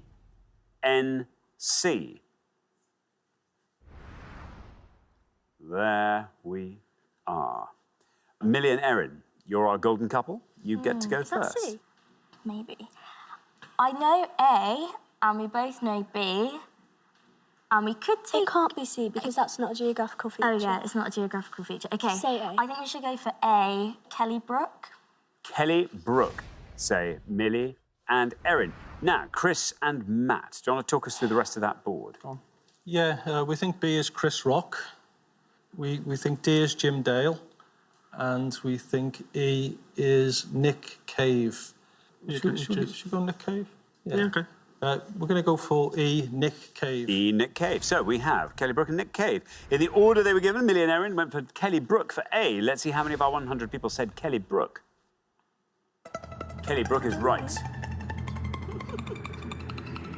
That takes you down to 29. 29 for Kelly Brook. Nick Cave is what you are saying, Chris and Matt, for E. Where will that end up in relation to Kelly Brook, I wonder? Nick Cave is right. Oh, it's close. And it wins it. Look at that. 26 for Nick Cave. Very well done indeed, Chris and Matt. After one question, you're up 1-0. Well played, gents. You also would have won the point with D, because that is Jim Dale. Would have scored fewer points, would have scored 18. B would not have won you the points. I think everyone knew that was Chris Rock. But he scores 47. The best answer on the board, though, is C, starred in and co-created Upstairs, Downstairs, is Jean Marsh. And she would have scored you 7 points. Very well done if you said that. Thank you very much. OK, now here comes your second question. Millie and Erin, you have to win this one to stay in the game, but Chris and Matt get to answer it first, so good luck. Our second question is all about shoes. Richard. Yeah, clues about shoes. Which will you choose? Thank you very much. Here are our 5 shoe clues. A strong outdoor shoe with perforated patterns that takes its name from the Irish word for shoe. Canary Islands-born designer whose shoes featured in a 2019 exhibition at the Wallace Collection. Cinderella loses a slipper made of this substance in Charles Perrault's version of the fairy tale. A style of shoe with a long pointed toe, often worn by mods in the 1960s. And 1948 Powell and Pressburger film starring Moira Shearer as a tragic ballerina. I'll read those again for you. A strong outdoor shoe with perforated patterns that takes its name from the Irish word for shoe. Canary Islands-born designer whose shoes featured in a 2019 exhibition at the Wallace Collection. Cinderella loses a slipper made of this substance in Charles Perrault's version of the fairy tale. A style of shoe with a long pointed toe, often worn by mods in the 1960s. And 1948 Powell and Pressburger film starring Moira Shearer as a tragic ballerina. There we are. Chris and Matt will go first. I think the top one is broke. Well, it is broke, I think. Yeah. OK, yeah, you go. OK. Matt thinks that a style of shoe with a long pointed toe, a winkle picker. Winkle picker. Say Chris and Matt. Now then, Millie and Erin, talk us through that board if you can. Well, Cinderella loses a glass slipper, We think because of perforated patterns, it could be Brogue, the first one, but The doesn't other sound two- very Irish. The other two we're really not sure of. So we'll have to guess the top one is Brogue. You're going to go for Brogue. So we have Winklepickers and we have Brogues. Chris and Matt went for Winklepicker. Let's see if that is right for the pointy shoes worn by mods. It is. And that goes down to 36. Millie and Erin, meanwhile, have gone for the Brogue at the top. Let's see if that's right. The Brogue shoe. It is a Brogue. And that wins the point for you. Well done. Just what you needed, 19, which means after 2 questions, you're back in the game. It's 1-1. Yeah, well done for taking a risk, because Glass Slipper, you're quite right, would have scored you too many points. That would have scored you 75. The Powell and Pressburger film? Red Shoes. It's the Red Shoes. That would have scored 18. And the best answer on the board is the Canary Islands-born designer. It's Manolo Blahnik. Of course. Would have scored you 3. Very well done if you said that. Thank you very much indeed, Richard. Well, it all comes down to our third and final question. Whoever wins this decider will be going through to the final to play for that jackpot. Best of luck to both pairs. Our third question today is all about 2018 best-selling authors. Richard. Yeah, we're going to show you the titles of 5 best-selling books from 2018 now, and the initials of the authors. But who are these authors, please? Whoever gets the most obscure answer is going through to play for that £12,000 jackpot. Thank you very much indeed. OK, who are these authors? Here are the books. The Ice Monster, D.W. Brief Answers to the Big Questions, S.H. Becoming, M.O. A Legacy of Spies, J.L.C. And The Last Tudor, P.G. I'll read those one last time. The Ice Monster, D.W. Brief Answers to the Big Questions, S.H. Becoming, M.O. A Legacy of Spies, J.L.C. And The Last Tudor, P.G. There we are. Millie and Erin will go first. We don't really know that many. I think given that the top one's called The Ice Monster and is therefore probably a children's book, we're going to go for David Walliams. David Walliams for the top one, The Ice Monster. Say Millie and Erin. Now, Chris and Matt, talk us through that board. Sorry. I'd rather not. I think we're going to have to go with The Legacy of Spies. Yeah, I'm afraid so. A Legacy of Spies, John le Carré. John le Carré, you're going to say for A Legacy of Spies. OK, so we have David Walliams and John le Carré. Millie and Erin said David Walliams for The Ice Monster. Let's see how many of our 100 said that. It's right. And down it goes to 21. Very well done indeed, Millie and Erin. That's a good score there. Chris and Matt have gone for John le Carré for A Legacy of Spies. Let's see if that's right. How many people said it? It is right. And that's going to be close. It's 26 for John le Carré. Wow. Very well done, Millie and Erin. After 3 questions, you're through to the final 2-1. Very well played, yeah. All the other answers up there would have got you to the final. The brief answers to the big questions. Stephen Hawking. Would have scored you 15. Now, the most valuable book of 2018, the one that made the most money, is Becoming. Michelle Obama. Michelle Obama is the answer, yeah. Would have scored you 12 points. And The Last Tudor, so that is Philippa Gregory. And she would have scored you 13. So Michelle Obama, best answer on the board. Thank you very much indeed. So the pair leaving us at the end of the head-to-head round, it's Chris and Matt. You've played a really strong game the whole way through today. It's been wonderful. You'll be back next time. I have no doubt you'll do just as well then. But meantime, thank you very much for playing, Chris and Matt. But for Millie and Erin, it's time for our pointless final. Congratulations, Millie and Erin. You've seen off all the competition and you have won our coveted Pointless trophy.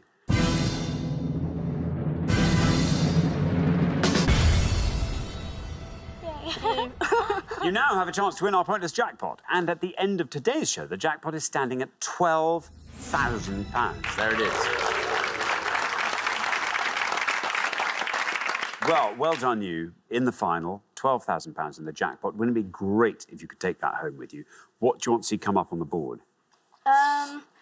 Honestly, something like reality TV. Probably embarrassingly, we'd be very good. I would quite like politics. Politics, UK politics. Yeah, Would be okay. Yeah. We should rename today's show. We shouldn't call it Pointless. We should call it Who Wants to Be a Millionaire In? That's actually good. OK, shall we see what's on the board for today's show? Yeah. Let's see what we've got. Albums by classical crossover singers, Shakespeare's tragedies, women in science and space exploration, 2019's sporting ever-presence. At first glance, nothing's jumping out as great for us.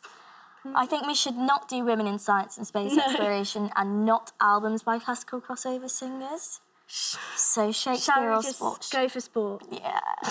Which sounds ridiculous to anyone who knows It's really... me. OK, Yes. you're going to go for the 2019 sporting ever-presence? Yeah. OK. OK, very best of luck. We're looking for any of the following three things, please. We are looking for any golfer who made the cut in all 4 majors in 2019. That's any male golfer. We are looking for any rugby player who played in every game of the 2019 Six Nations Championship. Or we are looking for any footballer who played in every Premier League match in 2018-2019. So golfers in all 4 majors, rugby players in every game of the Six Nations, and footballers in every Premier League match. Wish you the very best of luck. Thank you very much indeed. As always, you've got up to a minute to come up with 3 answers. All you need is just one pointless answer to win that jackpot of £12,000. Are you ready? I think so. OK, let's put your minute up on the board. There they are, 60 seconds. Your time starts now. Maybe Lukaku? Ruben Neves is a Wolves player who's good. Yes, we'll say him. No, but he might not play. OK, we'll try Ruben Neves, but OK. Rugby players. I don't know who runs Yeah, the but Six I think maybe England won, but name an England rugby player. Did Rory Best play this time? Is he current or is he old? No. I don't think he plays for England. I could name a French rugby player. Name a French rugby player. I don't we'll know guess. if France were in there. OK, let's In the let's Six do Nations? Lukaku. Yeah, but they have to have got to the final, surely. Yeah, but... OK, quickly, do you know any golfers? No. Okay, Lukaku, Ruben Neves. What's Paul Lukaku's- Pogba. Let's Paul say Paul Pogba. Pogba. Paul Pogba. Paul Pogba. But he won't be pointless. Let's just say it. Paul Pogba, Romelu Lukaku and the Wolves one. Okay. Do you not know any... Ruben Neves. Neves. 10 seconds left. Do you not know any rugby No. players? Okay. we'll Not go one for that them will then. be right. Okay, I don't think... OK, sounds like you've arrived at your 3 I answers. think so. OK, well, there you are. The time is now up. What 3 answers can you give me? And tell me which category you're answering in each case. So we're just going to say all from footballers. Yes. Romelu Lukaku, Romelu Lukaku, Paul Pogba. Paul Pogba, And Ruben Neves. and Ruben Neves. Yeah. OK, of those 3, which is your best shot at a pointless answer? Ruben Neves. Ruben Neves will put last. Least likely to be pointless? Paul Pogba. Paul Pogba and Lukaku in the Lukaku in the middle. OK, very good. Let's put those answers up on the board in that order then, and here they are. We have got Paul Pogba, we've got Romelu Lukaku, and Ruben Neves. There we are. Well, 3 answers. Any one of those could turn out to be pointless and win you that jackpot of £12,000. This is a very exciting jackpot. What would you like to do with it if you were to win that? Millie, I'm going to ask you first. Well, my friends and I have been wanting to maybe go to South America after we graduate, and we've been talking about it and saving for it since we were at school. So it would definitely contribute nicely towards that. That would be very nice. Erin, how about you? Similarly, I'd quite like to go to Canada to visit some family. OK, well, very, very best of luck. 3 answers. Let's hope one of these wins that jackpot for you. In all 3 cases, you're looking for footballers who played in every Premier League match in the 18-19 season. Your first answer was Paul Pogba. Let's find out if Paul Pogba is pointless. If he is, he'll win you £12,000. How many people said Paul Pogba? No. Bad luck. Let's move on to your next answer, Romelu Lukaku. Again, we're looking for footballers who played in every Premier League match in the 2018-19 season. For £12,000, let's find out if Romelu Lukaku is pointless. No, bad luck! 2 incorrect answers so far. Can you be redeemed by your third and final answer, Ruben Neves? And again, it's footballers who played in every match of that season. For £12,000, is Ruben Neves a pointless answer? No, bad luck! Well, there we are. That was a valiant attempt. But I'm afraid you didn't manage to find the all-important Correct answer, all pointless answer, so I'm afraid you don't leave with the jackpot, but you do leave with the trophy, so well done for that. And you played incredibly well across the whole show, so plenty to be proud of. Yeah, they're all good answers as well. All played most matches in the season, of course. It's quite hard to work out someone who was ever present. Nice that you put a Wolves player at the end. There are 4 Wolves pointless answers here, which we will get to.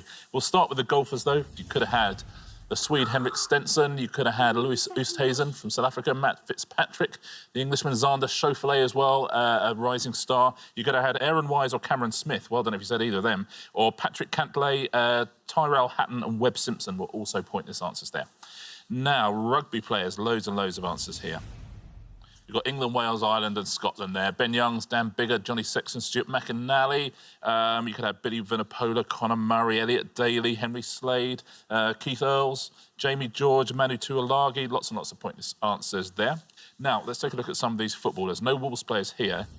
We could have had Aspilicueta of Chelsea, Glenn Murray, the Brighton striker, Gylfi Sigurdsson of Everton, James MacArthur, the Palace midfielder. 4 Wolves players, Conor Cody, Joao Martinho, Matt Doherty and Raul Jimenez were all pointless answers. Very well done if you said any of those. There's Ben Foster, Anders Townsend, Fabianski, Dubravka, Nathan Redmond as a pointless answer, as is Wilfred Ndidi. It's my favourite name player. Indeedy. Yes, indeedy. Thank you very much indeed. So, Millie Erin, wonderful to have you here. I'm sorry you didn't win the jackpot today. That'll therefore roll over to the next show when we will be playing for £13,000. Join us then to see if someone can win it. Meanwhile, it's goodbye from Richard. Goodbye. And it's goodbye from me. Goodbye.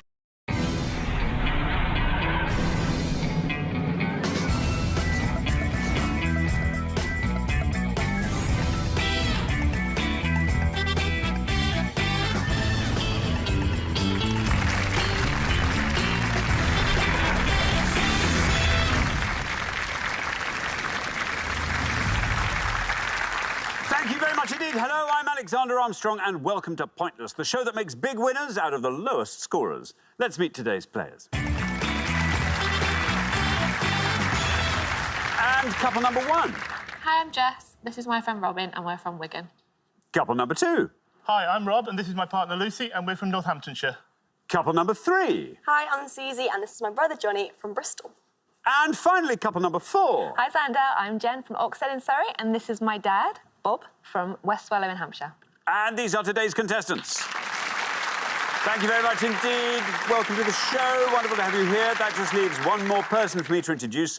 Yes, it's the wedding guest who only just scraped an evening invitation by the skin of his teeth. It's my pointless friend. It's Richard. Hiya. Hey, everybody. Afternoon. Good afternoon to you. Good afternoon. Now, 2 returning pairs who had very different shows last time. Jess and Robin, welcome back, got knocked out in round 1. I suspect we'll see more of them this time. It wasn't like a disaster, it's just the highest scorers. You know, it's the way it goes sometimes. Jen and Bob, however, got through to the head-to-head, where they were up against Leslie and Nick, and they got knocked out by 1 letter. There was like a 1-letter issue in their head-to-head. And Leslie and Nick went through to play for that jackpot, which was £9,250.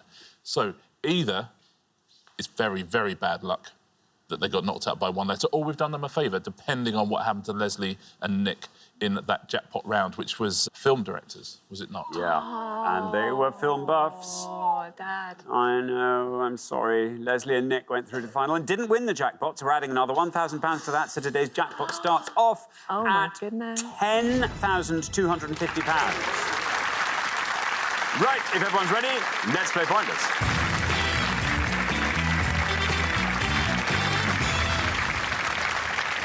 As ever, it will always be the pair with the highest score at the end of each round that gets eliminated. So best of luck to all 4 pairs. Keep your scores low. Our first category this afternoon is modern television. Can you all decide in your pairs who wants to go first, who wants to go second? And whoever's going first, please step up to the podium.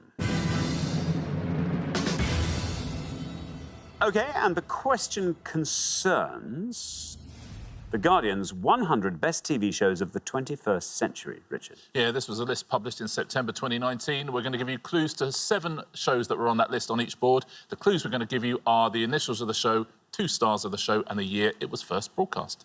Thank you very much indeed. OK, so let's reveal our first board of clues. Here they are, 7 of them.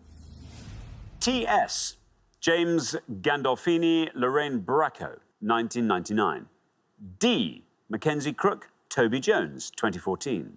DA, Hugh Bonneville, Phyllis Logan, 2010. SFU, Michael C. Hall, Francis Conroy, 2001. PS, David Mitchell, Robert Webb, 2003. GAS, Joanna Page, Matthew Horn, 2007. And HV, Sarah Lancashire, Siobhan Finneran, 2014. I'll read those again for you. TS, James Gandolfini, Lorraine Bracco. D, Mackenzie Crook, Toby Jones. DA, Hugh Bonneville, Phyllis Logan. SFU, Michael C. Hall, Francis Conroy. PS, David Mitchell, Robert Webb. GAS, Joanna Page, Matthew Horn. And HV, Sarah Lancashire, Siobhan Finneran.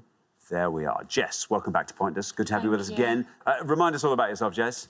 So I'm from Wigan, but I live in Manchester now, and I work in sales for a software company. Very good. What do you like getting up to for fun? We like to travel a lot when we get time, and then we do pole fitness as well. Now, pole fitness, what's that? Yeah. So it's kind of like pole dancing, but for fitness. I see. Hard, yeah. Quite hard. Wow, there you are. Learning so much. Now, Jess, what are you going to go for on our board here? There's only one and no, but I'm going to go for the bottom one and say Happy Valley. Happy Valley, says Jess. Let's see how many of our 100 people went for Happy Valley. Happy Valley is absolutely right. It's a good answer. Down he goes to 40. Solid start there. 40 for Happy Valley. Yeah, 11th on the list, crime drama, won BAFTAs in 2015 and 2017, Happy Valley. That's a great show. Thank you very much indeed. Richard, Rob, welcome to Pointless. Good to have you here. Tell us all about yourself, Rob. I live in Northamptonshire and I'm a chartered secretary.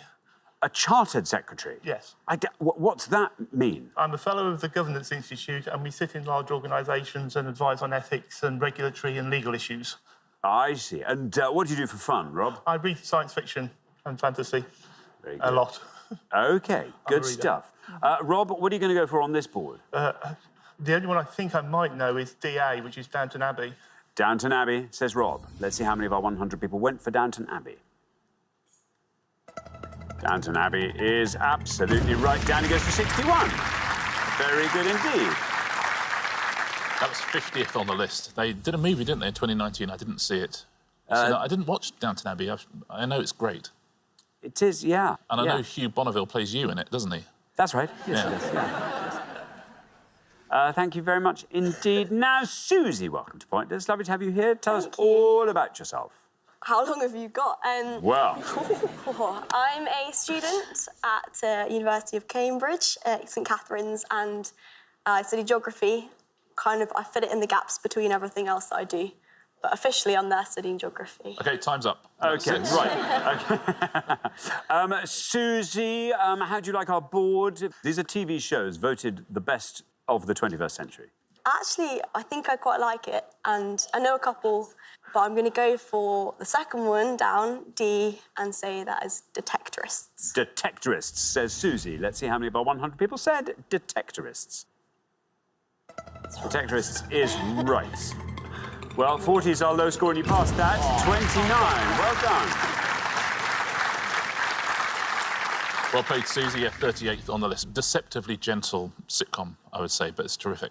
Thank you very much indeed. Richard, welcome back. Jen, good to have you with us again. Remind us all about yourself. I'm a stenographer from Surrey. I've got 2 young kids who take up a lot of my time. And in my spare time, I really love baking and running to kind of cancel each other out. See, I was going to say, that's eating all perfect. the cake, running it all off. Exactly. Put the cake in, go for a run. It'll be ready by the time you're back and you can eat it all. Now then, Jen, this is your board. Time for you to tidy up here. Well, I'm really pleased because actually one of these answers is one of my favourite shows of all time. Oh. And when it came up, I said, oh, I really want to say it. And it's still there. So I think the top one is The Sopranos. GAS is Gavin and Stacey, but I'm going to go for PS, which is Peep Show. Peep Show. Let's see how many of our 100 people said Peep Show. Peep Show is right. 61 remains our high score, 29 is our low, 51 for Peep Show. Very popular answer. Very well done, yeah, one of my favourite shows of all time as well. It was 9th on the list, Peep Show. You're quite right about The Sopranos. That was #1 on the list, the best TV show of the 21st century. It would have scored you 41 points. GAS, you're quite right, it was Gavin and Stacey. and that would have scored you 39. The best answer on the board is SFU. Brilliant. 6 feet under. 6 feet under, yeah. And that would have scored 9 points. Well done if you said that at home. Thank you very much indeed. Well, halfway through the round, and I can tell you that Susie and Johnny are our low scorers. Currently, Rob and Lucy are high scorers. We're going to come back down the line. Everything could change. Could the second players please step up to the podium? OK, let's put 7 more clues to the best television shows, according to The Guardian, of the 21st century, onto the board. Here they come. We have got LOD, Vicky McClure, Martin Compston, 2012. MM, John Hamm, Elizabeth Moss, 2007. TC, Claire Foy, Matt Smith, 2016. GOT, Amelia Clark, Peter Dinklage, 2011. FOTC, Jermaine Clement, Brett McKenzie, 2007. TSL, Chiwetel Ejiofor, Christopher Eccleston, 2011. And TTOI, Peter Capaldi, Joanna Scanlon, 2005. Here they are again. LOD, Vicky McClure, Martin Compston. MM, John Hamm, Elizabeth Moss. TC, Claire Foy, Matt Smith. GOT, Amelia Clark, Peter Dinklage. FOTC, Jermaine Clement, Brett McKenzie. TSL, Chiwetel Ejiofor, Christopher Eccleston. And TTOI, Peter Capaldi, Joanna Scanlon. There we are. Now, Bob, welcome back. Remind us all about yourself. Thank you. I work in the IT industry as an engagement management professional. And in my spare time, I'm a big movie buff. And you have a blog that you... Yes, a blog, a film review blog. How often do you put it up? Every time I watch a film. Sometimes I come back from the cinema and I stay up till the wee hours writing. What's the best film of the 21st century, Bob? Oh, that's a difficult question. I really enjoyed Green Book. Deserved its Oscar. Also, which hour is best for a wee? My age, the middle of the night. Doesn't matter. Yeah, around about half four. OK, now, there you are. You're on 51. At this early stage, 9 or less is your target. I think based on the maybe people not knowing the stars, I'm going to go for the top one, which is Line of Duty. Line of Duty for LOD. Let's see how many of our 100 people got Line of Duty. There's your red line, Bob. Line of Duty is right. Not bad. 46, taking your total up to 97. 13th on the list, yeah, police drama written and created by Jed Mercurio. It gets very, very twisty and turny. It's brilliant, though. Thank you very much indeed. Richard Johnny, welcome to the show. Lovely to have you here. Tell us all about yourself. Oh, good on. I'm Johnny. I study physics at the University of Bath. Yeah, what else do you want to know? Which realm of physics are you in? Oh, at the moment, all of it, because I've just started. At the moment, I'm finding all of it difficult, so don't ask me that. So, yeah. OK, well, there we are. Now, you're on 29. If you can score 67 or less, you are into the next round. I only know one, and it's still there. So I'm going to go GOT, Game of Thrones. Game of Thrones. OK. Here comes your red line. Can you get below that with Game of Thrones? Shall we find out? Ooh, nearly 69, taking your total up to 98. Yeah, 7th on the list, Game of Thrones. That's another one I haven't watched. I didn't start, and it feels like such a commitment. Oh, it is, but it's good. Thank you very much. OK, now, Lucy, welcome. Hello. Tell us all about yourself, Lucy. Hi, I'm a full-time mum to 2 amazing kids called Amelia and Zach. Hi, Amelia. Hi, Zach. A to Z. Yeah, exactly. Nice. Nice. How about that? Most people don't get that one. Was that a conscious alpha and We omega? liked it once we'd done it. OK, nice. OK. And what else do you get up to, Lucy? I spend a lot of time driving around the countryside, but I also play lots of music and I crochet. Yeah, crochet. Yeah. OK, someone once crocheted some dolls of us. Yeah, they were amazing. Yeah, they were pretty good. And they had clothes that you could put on and take off, much as we do, in fact. Lucy, you are currently on 61, which means 36 or less gets you into the next round. So what are these shows? These are TV shows voted the best of the 21st century. Well, the only one I actually know is Mad Men, which is number 2 on the list. OK, John Hamm, Elizabeth Moss, Mad Men. Here is your red line. Can you get below it with Mad Men? Let's find out.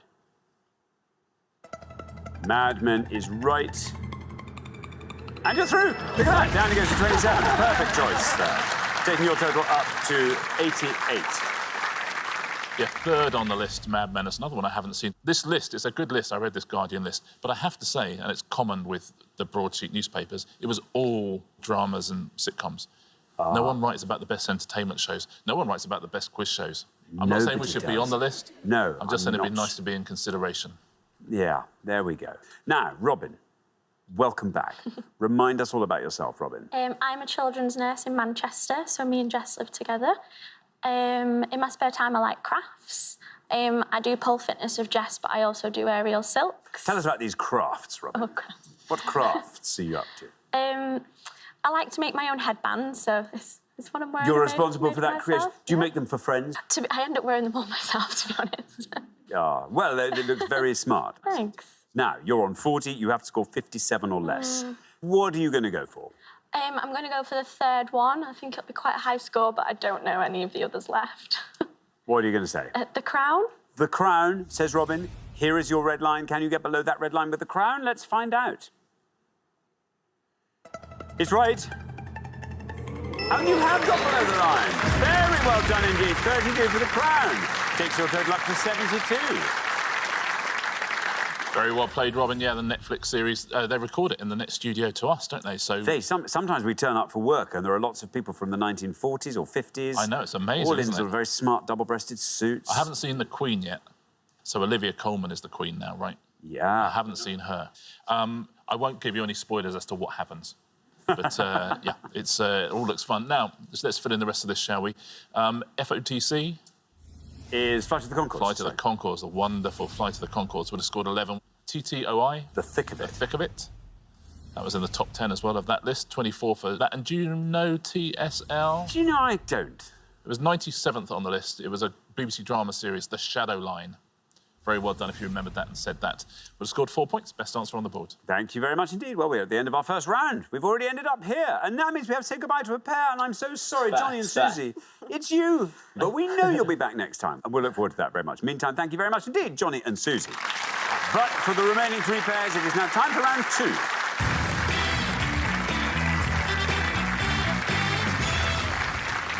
Well done, everybody. Jess and Robin, you're our low scorers there. Fantastic. Lucy, our lowest individual scorer there with Mad Men. So very well done. Our category for round 2 today is US Geography. Can you all decide who wants to go first, who wants to go second, and whoever's going first, please step up to the podium. OK, let's find out what the question is. Here it comes. We gave 100 people 100 seconds to name as many US states or US state capitals that do not contain the letter I.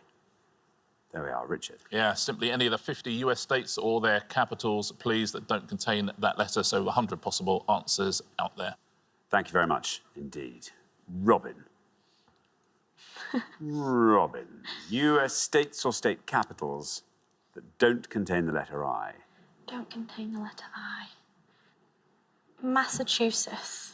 Massachusetts, says Robin. Let's see how many of our 100 people said Massachusetts. It's right.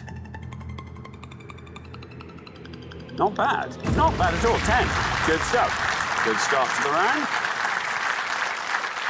Well played, Robin. It's stressful, isn't it, going through a word as long as Massachusetts to work out there's no I in it. I'll tell you something that was invented in Massachusetts, 1957. The plastic pink flamingo garden ornament. Wow. Yeah. Wow. The first one was made. Not till 1957. Yeah. Thank you very much Yes. indeed. Now, Rob. So it's US states or state capitals that don't contain the letter I. Surprisingly large number of states have I's in them. Try North Dakota. North Dakota. Let's see how many of our 100 people said North Dakota. No I's in that. 10's the only score we have so far. 20 for North Dakota. They have an honorary equine, state equine, which is the Nakota horse, which presumably is named after North Dakota. Must be, sure. Nakota. Nakota. Thank you very much indeed, Richard. Now, Jen. Hi. Jen. I am going to go for a capital. I was just thinking, it's time someone went for a capital. That's where the low scores are going to be. I'm going to go for the capital of Louisiana, which is Baton Rouge. Baton Rouge, says Jen. Let's see how many of our 100 people said Baton Rouge. Baton Rouge is right. 20 is our high score, 10 is our low. You passed the high score, you passed the low. It's a pointless answer. Very well done indeed, Jen. That adds £250 to today's jackpot, takes the total up to £10,500, scores you nothing and earns you nothing but cred. Yep, very well played, and very well played for choosing the capital of a state that does have an I in its name, so we can mention it, which is very handy. Yeah, literally named after a red fence post that was between two rival bits of territory, and the French built a garrison there, and that became the capital, Baton Rouge. On such flimsy things, a place is named. Exactly, and 250 quid gets added to the jackpot. I bet they didn't know when they saw that little fence post painted red that someone was going to win £250 on an English game show so many years later. There we go. Thank you very much indeed. Well, before we come back down the line, let's just wallow in the triumph of Jen's brilliant low score there and shuffle uncomfortably as we acknowledge the 20 that Rob and Lucy are on. We're going to come back down the line now. Will the second players please step up to the podium?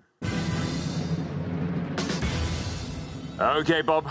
US states or US state capitals which do not contain the letter I. There was something in the way you nodded vigorously at Baton Rouge that makes me think you've got a good answer as well. I am also going to go for a US state capital. And I'm rather hoping I've got the spelling right. I'm going to go for capital of Florida, which is Tallahassee. Tallahassee, says Bob. Let's see how many of our 100 people said Tallahassee. Here's your red line. Tallahassee's right. You're through. Oh, it's a one. It's a one. Very well done indeed. I mean, it's just as good as a pointless answer, really, just without the glory. There we are. Takes your total up to one. I mean, listen, as a father and daughter team, of course it's not as good as a pointless answer. It's worse than a pointless answer, don't you think? He looked gutted. And then he's thinking, oh, man, I would love to have matched that. Oh, thank you very much indeed, Richard. So, Lucy. Hello again. We're going to need a really low score from you here. And I don't know any state capitals. So... I know. Every time this comes up, I always think this is something I must learn. I've got to learn state capitals, because that's where all the clever clogs answers are. My son would have them listed, but he's not here. So I'm going to go for Vermont. You go for Vermont. Come on, no red line for you, I'm afraid. You're currently the high scorers. What happens when we say Vermont? Vermont obviously is right. It's not bad. 7 takes your total up to 27. Yeah, giving yourself a chance there, Lucy. Well played. It was the 14th state. It was an independent country before it became a state. Vermont. What was it called when it was an independent country? Vermont. Ah, there we go. Thank you. Thanks, Richard. Now, Jess, we have a target for you. Yeah. You have to score 16 or less. OK. We want the name of any US state or any US state capital without an I in its name. What are you thinking of? I've got a few states in my head, but I think I'm going to go for Delaware. Delaware, says Jess. Here is your red line. Can you get below this red line with Delaware? Delaware is right. And you're through. Very well done. 8 takes your total up to 18. Very nicely played. Here's a weird fact about Delaware. There are more businesses in Delaware than there are people. And that is almost half the businesses in the US are based in Delaware because of their tax laws. You see. You see. That's how they get you. Now, lots and lots of pointless answers here, and they are the state capitals, essentially. If you know your state capitals, which some people do, lots of chances to fill the jackpot here. Let's take a look at them. Here's the first few. Augusta, Maine, as a pointless answer. There's Baton Rouge, very well played. Charleston, which is West Virginia. Columbus, Ohio. Honolulu, Hawaii. Jackson, that is Mississippi. Juneau, that is... do you know where that's the capital of? Alaska. Sorry. Yeah. Sorry. Do you know? Alaska. Sorry. Sacramento, that's the capital of California. Santa Fe, that's New Mexico. There's a few more you could have had. Cheyenne, you could have had Concord, Dover, Hartford, Montgomery, Topeka, and Trenton. Trenton, New Jersey. All of those are pointless answers. The top 3 are all states. Alabama, 32, and then a big leap up to Texas on 72. And New York State, 74. New York scored a lot, but its capital, which is Albany, would have scored you 2 points. Thank you very much, Richard. Well, we are at the end of our second round, which means we have to say goodbye to another pair. Lucy and Rob, I'm afraid it is you. You're going to be back, though. We are. So it's only au revoir. We'll see you next time and look forward to that very much. But meantime, thank you very much for playing, Lucy and Rob. But for the remaining two pairs, it is now time for the head-to-head.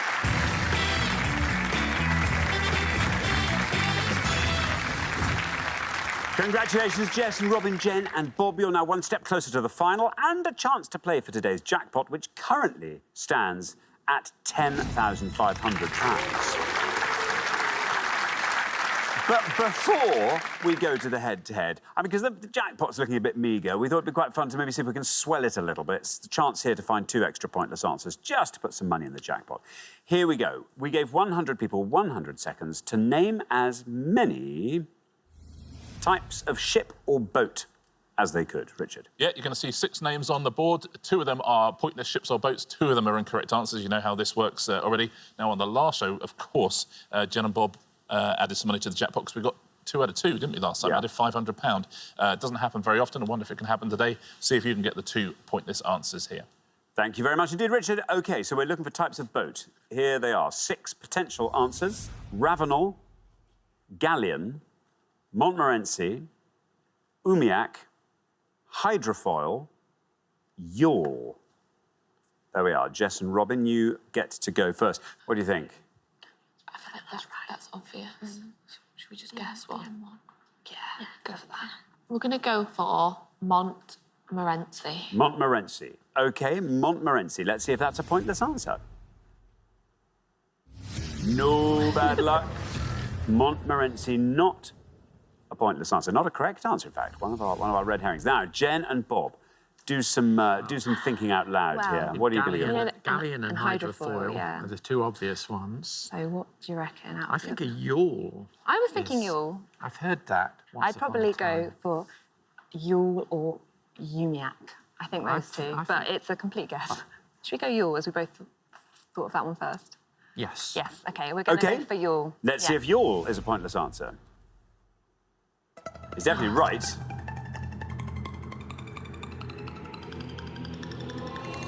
pointless answer. Very well done indeed. 2 from 2 we've had with Jen and Bob.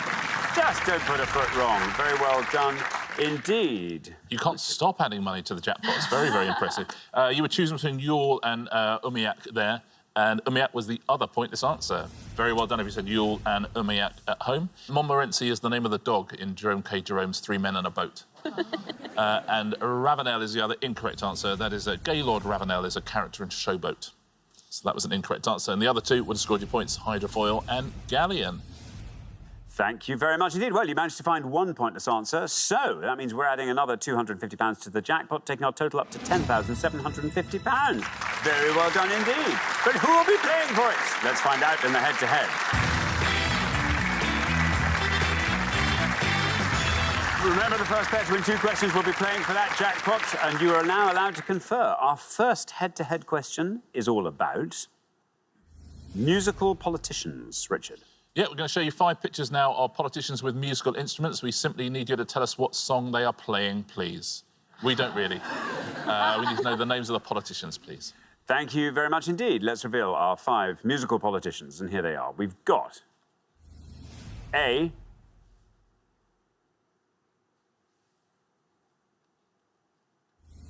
B,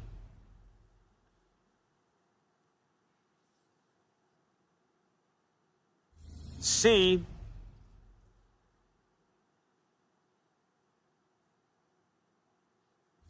D, and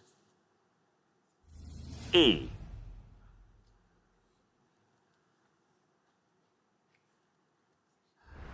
There we are. OK, 5 politicians playing musical instruments. Jess and Robin, you're our golden couple. You get to go first. Yeah, there's only one we know. So I'm going to go for A and say Tony Blair. OK, A, Tony Blair. Say Jess and Robin. Now then, Jen and Bob, talk us through that board. Do you know B? No, I don't recognise B. I think she's a Scottish politician, but I'm not sure about that one. Yeah. C is Michael Gove. You guessed D, which... D, it looks a bit like Condoleezza Rice, but I'm not 100%. But Dad knows E, which I don't, so we're going to go for that. We are going for the guy rocking out his eyebrows, which is Dennis Healy. Dennis Healy. So we've got Tony Blair and we've got Dennis Healy. Jess and Robin said Tony Blair for A. Let's see how many of our 100 said Tony Blair. Tony Blair is right. Look at that, down to 88. Meanwhile, Jen and Bob have gone for Dennis Healy for E. Let's see how many of our 100 said Dennis Healy. Dennis Healy's right, wins you the point. And down that goes to 22. Very well done indeed. And it means Jen and Bob, after one question, you're up 1-0. Yeah, very well done. He was quite a virtuoso, Dennis Healy. Piano, double bass, all sorts of things. B, you recognise that. It is Mary Black. Mary Black, exactly. And she would have scored you 6 points. Very well done if you said Mary Black. C, with his tuba, is Michael Gove. He would have scored you 51. And D is Condoleezza Rice. And that would have scored 10 points. Thank you very much indeed, Richard. OK, now, here comes your second question. Jen and Bob, you get first dibs on this. But Jess and Robin, you have to win this one to stay in the game. So very best of luck. Our second question today is all about literary heroines. Richard. Yeah, we're going to show you the names now of 5 literary heroines with alternate letters missing. We're also going to show you the name of the author and the year in which it was published as well. OK, well, let's reveal our literary heroines, and here they are, 5 of them. We have got B-I-G-T-O-E, Helen Fielding, 1996. C-T-E-I-E-A-N-H-W, Emily Bronte, 1847. B-T-S-E-A-V-R-E-E, Thomas Hardy, 1874. S-A-L-T-O-A-A, Margaret Mitchell, 1936. And B-A-C-E-U-O-S, Tennessee Williams, 1947. I'm going to read those all again. B-I-G-T-O-E, Helen Fielding. C-T-E-I-E-A-N-H-W, Emily Bronte. B-T-S-E-A-V-R-E-E, Thomas Hardy. S-A-L-T-O-A-A, Margaret Mitchell. And B-A-C-E-U-O-S, Tennessee Williams. So Jen and Bob will go first.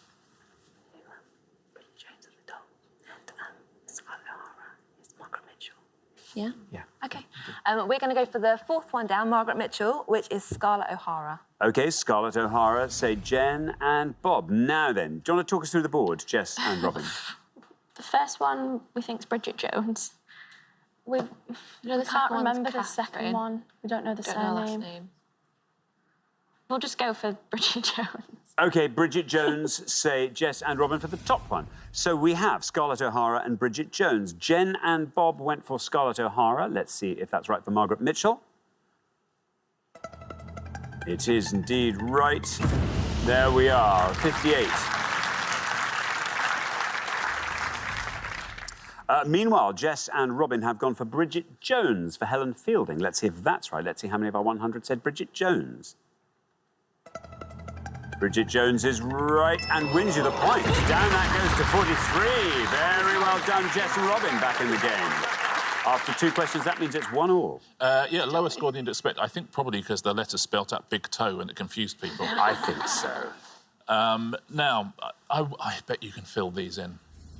The second one down? Catherine Earnshaw. Catherine Earnshaw is right. Well done. Would have scored you 13. The Thomas Hardy one? Is she's Bathsheba. I can't remember what the surname is. Everdeen. Oh, of course. Bathsheba Everdeen would have scored you 8. And the bottom one? Is Blanche Dubois. Blanche Dubois. And that would have scored you 11. So Bathsheba Everdeen's the best answer on the board. Thank you very much indeed. OK, now here comes the third question. This is the decider. Whoever wins this one goes through to the final and plays for that jackpot. So best of luck to both pairs. Our third question today is all about double K clues. Richard. Yeah, every answer on this board has a double K somewhere in it. Very best of luck. Both teams, a big old jackpot to play for, isn't it? It really is, yeah. And the final question on a head-to-head. A lot hanging on this. Yes, very, very best of luck. All these answers have a double K in them. Here are the 5 clues. Finnish driver, Formula 1 world champion in 1998 and 1999. A small, short-tailed wallaby with a short face, round ears and some tree-climbing ability. Ruthless businessman, played by Michael Douglas in the 1987 film Wall Street. State in northeast India with its capital at Gangtok. And the Jewish festival that usually takes place in December, also known as the Festival of Lights. I'll read those again for you. Finnish driver, Formula One world champion in 1998 and 1999. A small, short-tailed wallaby with a short face, round ears and some tree climbing ability. Ruthless businessman, played by Michael Douglas in the 1987 film Wall Street. State in northeast India with its capital at Gangtok.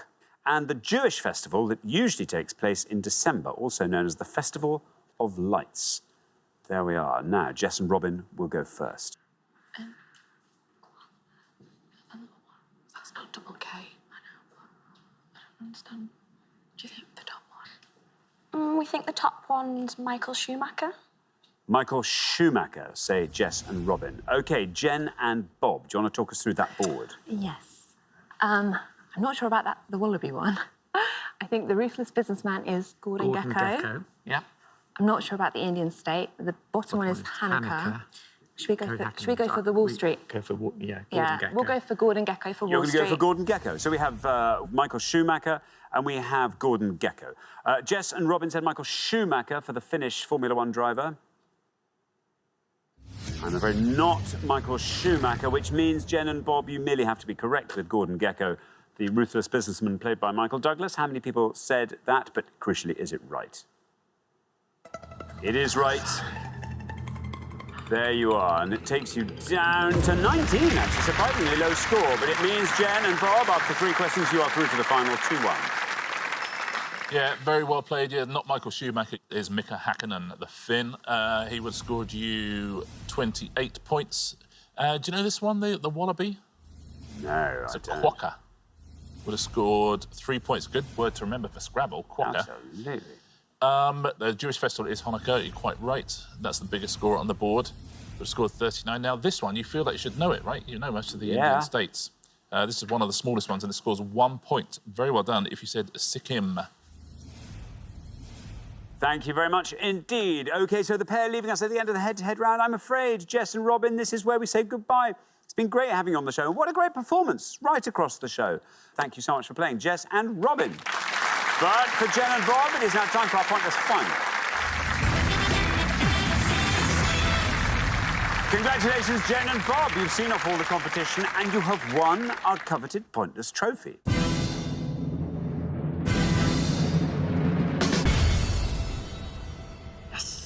You now get a chance to win our Pointless jackpot. And at the end of today's show, the jackpot is standing at £10,750. Well, it'd be really lovely if we could send you back with that jackpot. And what a jackpot it is. As always, though, you've got to choose your category from the 4 we put up. Let's see what today's selection reads like. Portuguese football, geology, Johann Sebastian Bach, Oh, no. the year 1976. Oh, my word. Well, not Portuguese football. Now, I did geophysics at university, but so I ought to say geology, but no, I couldn't get anything. You were alive in 1976. I was alive in 1976. I remember it. What do you think? I mean... I think you should probably go in 1976 if you trust me. me. I think I don't think we'll get any of the others. No. OK, we will go for the year 1976. OK, the year 1976. Tell you what, if someone who did geophysics at university isn't going to choose geology, I don't know who is. Well, 1976, there's 3 very different questions, so fingers crossed one of these suits you. There is a movie question up here as well. Oh. We are looking for any of the cast of the 1976 film Rocky, according to IMDb. We are looking for any GB medalist from the 1976 Summer Olympics, anyone who got any medal there. Or we're looking for any actor who had a UK #1 single or album in 1976, according to the official charts company. So cast of Rocky, GB medalist, or any actor with a UK #1 single or album. Very, very best of luck. Lovely jackpot there. OK, now, as always, you've got up to a minute to come up with 3 answers. Just need 1 pointless answer to win that jackpot. Are you ready? Mm-hmm. Yes. Let's put 60 seconds up on the board. There they are. Your time starts now. Right, Rocky, Talia Shire plays his girlfriend, wife, and Burgess Meredith is his trainer. They sound good. I think both of those sound Yeah? pretty good. They're main cast members, but it's a long Yeah? time ago. How about, so 1976, you were like 16, 17. Do you remember any albums? I'm talking about the yeah. music. UK #1 single or album. You would have been- you would have Boomtown been- Rats were around Yeah? then. You would have been like 16. That might be the following year. Like O-levels, what were you listening to when you did your O-levels? Johann Sebastian Bach. 16. God, his time goes quick. Who else is in Rocky? Who No, let's do music. Music. Donna Summer was around Yeah? then. It was just Queen, Queen Queen were around. The Bee Gees. Bee Gees, yeah. Bee Gees might be a good one. Yeah, to Bee go Gees, for there. yeah. They were good just before the Okay. disco phase. Yeah. Okay. That is your time up. Let's have your 3 answers. What are you going to give me? I'm going to go for Talia Shire for Rocky. Talia Shire. Burgess Meredith. Burgess for Rocky, Meredith. And Bee Gees. Bee Gees, yeah. The Bee Gees. And the Bee Gees. For the album. For the album. For the UK #1. UK #1. OK. Of those 3, which is your best shot at a pointless answer? One of your Rockies? I think Burgess Meredith. Yeah. Burgess Meredith goes last. Burgess Meredith, yeah. Burgess Meredith. goes last. Least likely to be pointless? Probably the Bee Gees. The Bee Gees. And then we put Talia Talia Shire Shire into the middle. OK, well, let's put those answers up on the board in that order, and here they are. We have got the Bee Gees, Talia Shire, and Burgess Meredith. 3 good answers on the board there. If one of these turns out to be pointless and wins you that jackpot, £10,750. I mean, that's a big old jackpot. What would you like to do with it? Well, we're going on a big family holiday, the whole collective family of about 12 of us, isn't it, to Florida next year. And we said if we won any money on here, we'd buy the family boneless chicken wings. In Tallahassee, I hope. £10,000 can buy you an awful lot of boneless That's a lot, death yeah. by chicken wings. Yeah, OK. fantastic. So, 3 answers. Let's hope one of these is pointless and wins you that jackpot. The Bee Gees is your first answer. In this case, we were looking for any UK #1, either single or album, in the year 1976. If the Bee Gees are pointless, £10,750 is yours. No! Not the Bee Gees. Never mind, you put that first for a good reason. You weren't expecting that to be pointless. Your next answer is Talia Shire. In the last 2 cases, Talia Shire and Burgess Meredith were looking for anyone from the cast of the film Rocky from 1976. If Talia Shire is pointless, £10,750 will be yours. It's right. Now, the Bee Gees turned out not to be right.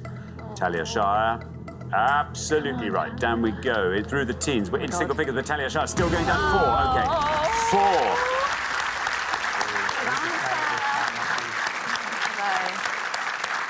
It's a great answer. Sadly not pointless. Your third and final answer was Burgess Meredith. Again, we're sticking with the cast of Rocky. For £10,750, how many people said Burgess Meredith? Is it pointless? Oh, my God. Right. Your first answer to the Bee Gees was incorrect. Talia Shire took us down to 4. Burgess Meredith now takes us down to single figures, still going down. Oh, no! 5 for Burgess Meredith. Really good answer. 2 wonderful answers there. Lovely low scores. Just not quite obscure enough for our 100, I'm afraid. So you don't win today's jackpot, but you do win the trophy. So well done, and you've played so well, not just on this show, but on last time's show as well. I mean, really fantastic. So thank you very much. Yeah, it's been terrific for 2 shows. Very well played. You've added so much money to that jackpot as well. I'm going to take you through some pointless answers now. We will start with the Rocky movie. Now, his brother, Frank Stallone Jr., has a small part in that film, as does his father, Frank Stallone, who was also a pointless answer. Joe Frazier plays himself in the movie. He was a pointless answer. Thea David and Tony Burton. The only answers that scored points were the 2 you gave us, plus Sylvester Stallone and Carl Weathers would have scored you points, as would Burt Young and Joe Spinell. Every other answer was pointless. So very well done if you got another one. Now, those GB medalists at the Summer Olympics. These first 2, Adrian Parker and Jim Fox, won gold in the men's team modern pentathlon, along with Danny Nightingale, who also was a pointless answer. Patrick Cowdell, the boxer, was a pointless answer. Patrick Sweeney, who was a cox in the 76 Summer Olympics. Everyone a pointless answer there, apart from David Wilkie, Brendan Foster, John Osborne, Jim Clark, Keith Remfrey and Reginald White. Everyone else pointless. And UK #1 singles or albums, there's a few you could have got here, maybe Status Quo, Demis Roussos, The Wurzels was a pointless answer, that would have been a brave guess. Tina Charles as well, you could have had Dr. Feelgood, Glenn Campbell, Perry Como, The Four Seasons as well. All of those are pointless answers. Thank you very much indeed, Richard, and thank you, Jen and Bob. I'm thrilled that you finally got to the final, but I'm sorry you didn't win the jackpot. That will therefore roll over onto the next show, when we will be playing for £11,750. Join us then, see if someone can win it. Meanwhile, it's goodbye from Richard. Goodbye. And it's goodbye from me. Goodbye.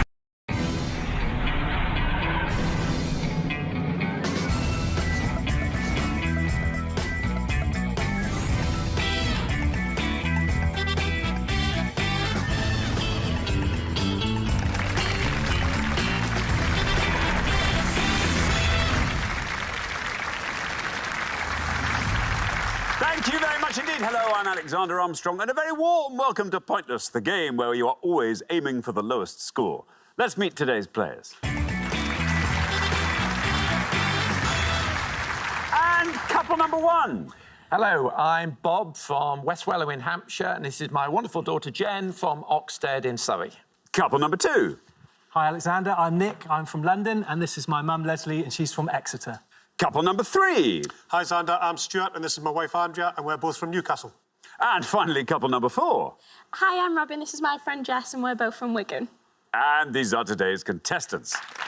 Thank you very much, all of you. Very warm welcome to the show. Lovely to have you with us. That just leaves one more person for me to introduce. Do not adjust your smartphone / flat screen / tablet device. It's my pointless friend, it's Richard. Hiya. Hey, everybody. Good afternoon to you. And to you. How colourful everyone looks today. I know. Isn't it? It's like an Agatha Christie novel. Everyone's... Don't you think? It is. Someone's going to... If it was an Agatha Christie novel, it'd be one of us that would die, wouldn't it? Yeah. I think Bob would do it as well. Oh, for sure. Look at that shirt. Yeah. Pineapples, not fooling us. Yeah, exactly that. And it would be something to do with pineapples. Would be that... And you go, oh, it was on his shirt. All along. Oh, Agatha Christie's clever, isn't she? Isn't she? One returning pair, Stuart and Andrea. Welcome back. Now, an unusual show they had last time. Yes, they did. In that, they got knocked out in round one, but Andrea's only given us one answer in pointless history, and it was a pointless answer. She's amazing. She is amazing. I mean, you have to take quite a long, hard look at Stuart in that situation, don't you? To be fair. But listen, welcome back. Congratulations on the pointless answer.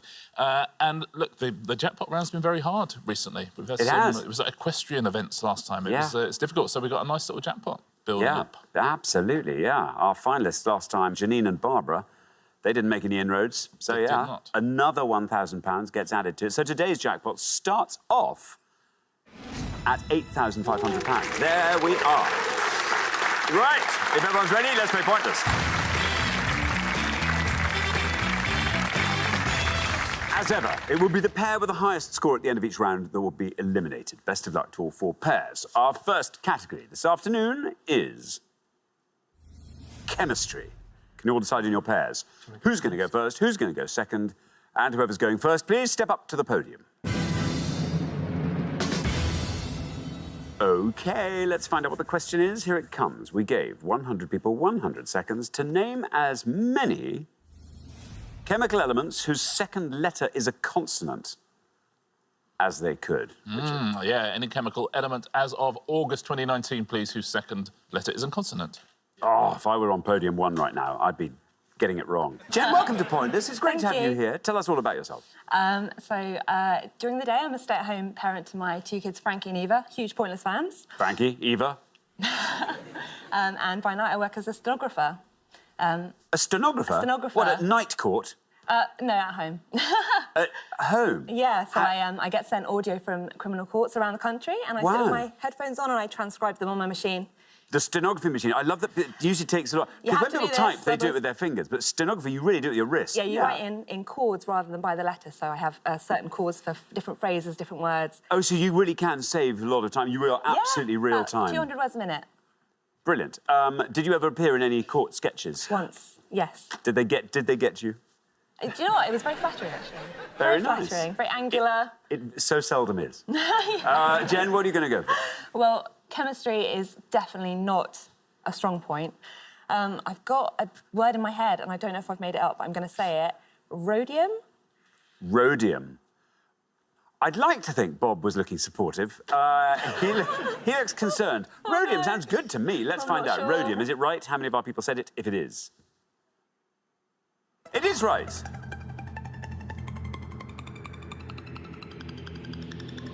And it goes down to 5. That's a fantastic answer. Great start to the round. Very well done. 5 for Rhodium. Yeah, very well played. It's a silvery white metal rhodium. When the Guinness Book of Records gave Paul McCartney a disc to celebrate him being the best-selling artist of all time, and now you know the different sort of discs you can get. I won't say their names because some of them are elements. Good. Thank you. They gave him a rhodium disc. He got a rhodium disc for being the best-selling artist of all time. That's cool. Yeah. Very nice. Thank you very much indeed, Richard. Now, Leslie, welcome to Pointless. Tell us all about yourself. I come from Exeter and I'm semi-retired. I work part-time in a little coffee shop at the moment. Are you a dab hand with the machine? Yeah, I do occasionally use the old barista machine, which is quite good. But I'm not very good at the old latte art, unfortunately. Oh, what, the sort of the patterns? Yes, all that yeah. stuff? I've tried it before and the last one looked a little bit more like Marge Simpson, so... What? Blue foam on top of the thing. Amazing. Leslie, what are you going to go for? I am pretty useless at this. I think I'm going to say chlorine. Chlorine, says Leslie. Let's see how many of our 100 people said chlorine. Again, it's right. Down it goes, not bad. 17 for chlorine. Yeah, very well played. Everything's got a second letter H at the moment. It's very good. Yeah. It was discovered in a municipal swimming pool. That's where they found it. Amazing. Thank you very much indeed. OK, now, Stuart, welcome back. Thank you. Yes, I think you had a bruising time. I did. Last time. Yes. Pointless. I think it's fair to say. Yes. But you are back. It's great to have you with us again. Remind us all about yourself. I work as a cable percussion driller, and in my spare time, I like fishing, I like a game of golf, and I love a game of darts. How is your darts? It's getting better. Pretty handy? It's getting better. Have you got a team? No, I just play for fun. Just play for when fun. I'm working away. OK, very good. Now, Stuart, what are you going to go for? This is your time to redeem yourself, It is. Stuart. I've had one in my head in case this came up, and I'm going to go for scandium. Scandium, yes, says Stuart. I think you might have redeemed yourself. Let's find out. How many of our 100 people said scandium? It's right. 17 is our high score, 5 is our low. You passed the high score, you passed the low. Look at that, Stuart. Very well done. 4. Very well played, Stuart. That's more like it, isn't it? Phew. Yes. Yeah, it's one of the transition metals. Thank you, Richard.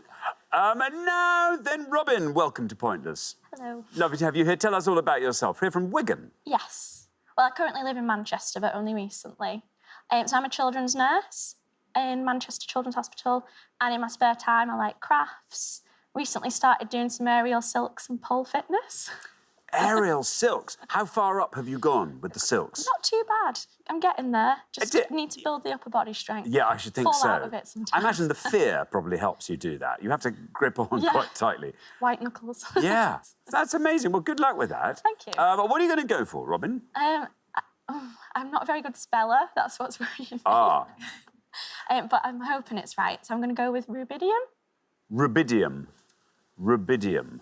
Ooh, let's find out. We're hoping there's an H in there. Yeah. Let's see. Is there rubidium? No, Robin!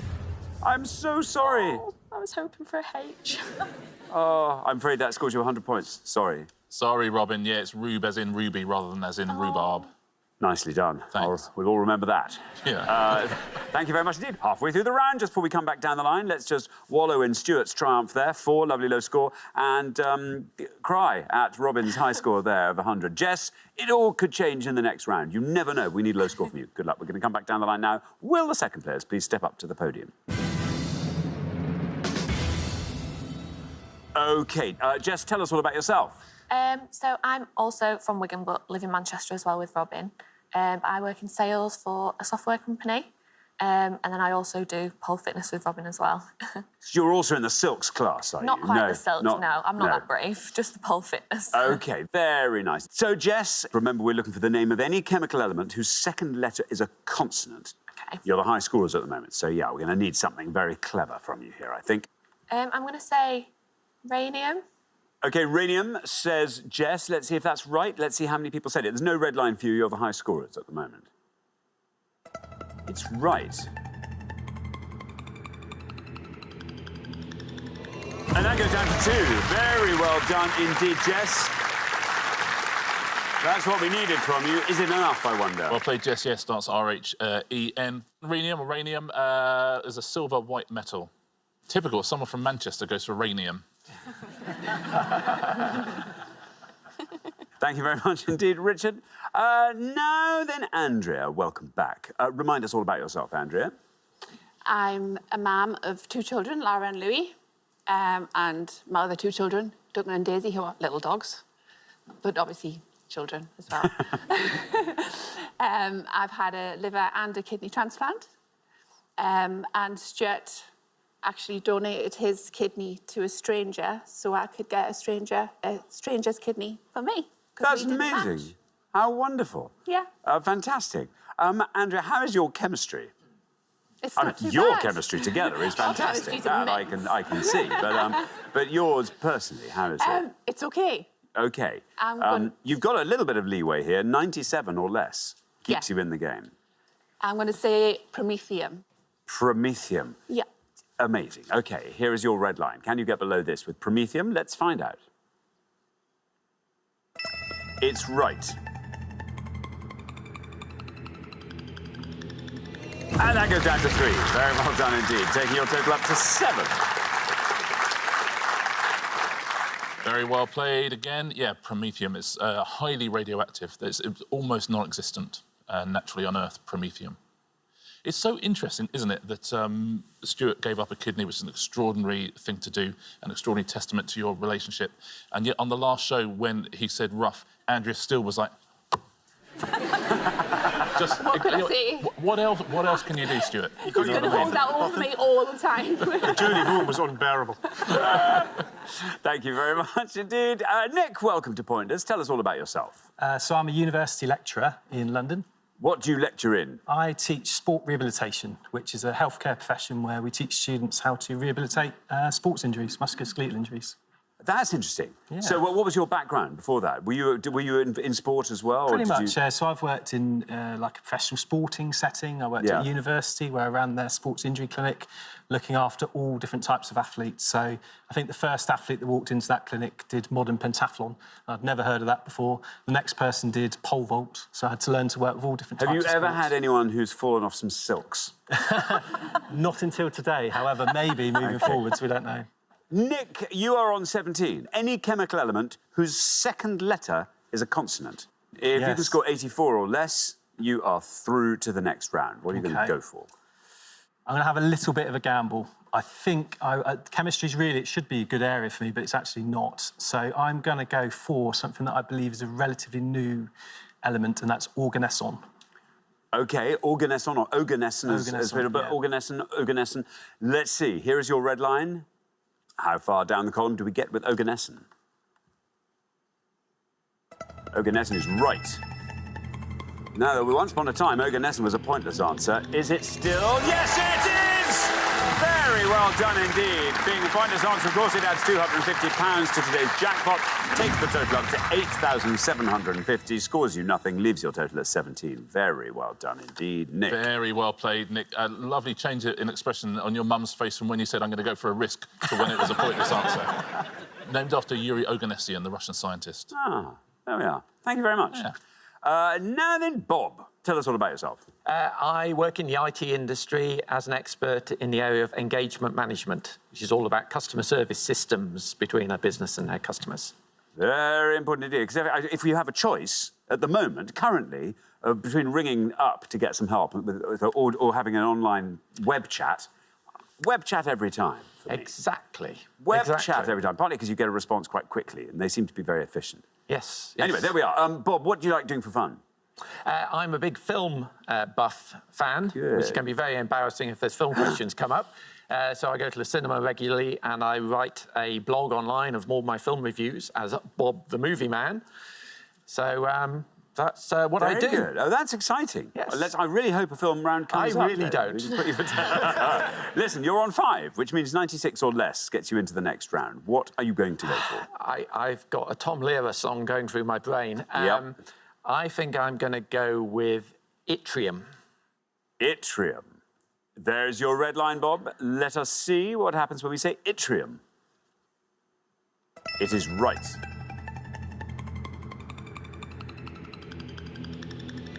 And that goes down to 3. Very well done indeed, taking your total up to 8. Very well played, Bob. Yeah, it's another transition metal. Now, shall we take a look at some pointless answers? We've already had 1, which is oganesson. There's only 2 others, and they are astatine and protactinium. Ah, good. So very well done if you said either of those. I'll give you some low scorers. 1 point for flerovium, iridium, praseodymium, thulium, and americium. They would have scored you 1 point. Should we take a look at the top 3 answers? Ooh, let's. We don't always do this. Shall we do it? These are the ones that most of our 100 people mentioned. Iron would have scored you 40, hydrogen 42, and oxygen would have scored you 51. As it should be. Listen, it's As important. it should be. It is. Isn't it? You know, listen, we'd miss it if we didn't have it, is all I'm saying. We would. I think we take it for granted sometimes. Sometimes we do. Yeah. Thank you very much indeed, Richard. Well, we are at the end of our first round, which means we have to say goodbye to one of our pairs. Oh, I don't like this at all. Jess and Robin, I've got to say goodbye to you. It's been lovely having you here. Brief, but lovely. You'll be back next time, though, and we'll look forward to that. But meantime, thanks so much, Jess and Robin. But for the remaining 3 pairs, it's now time for round 2.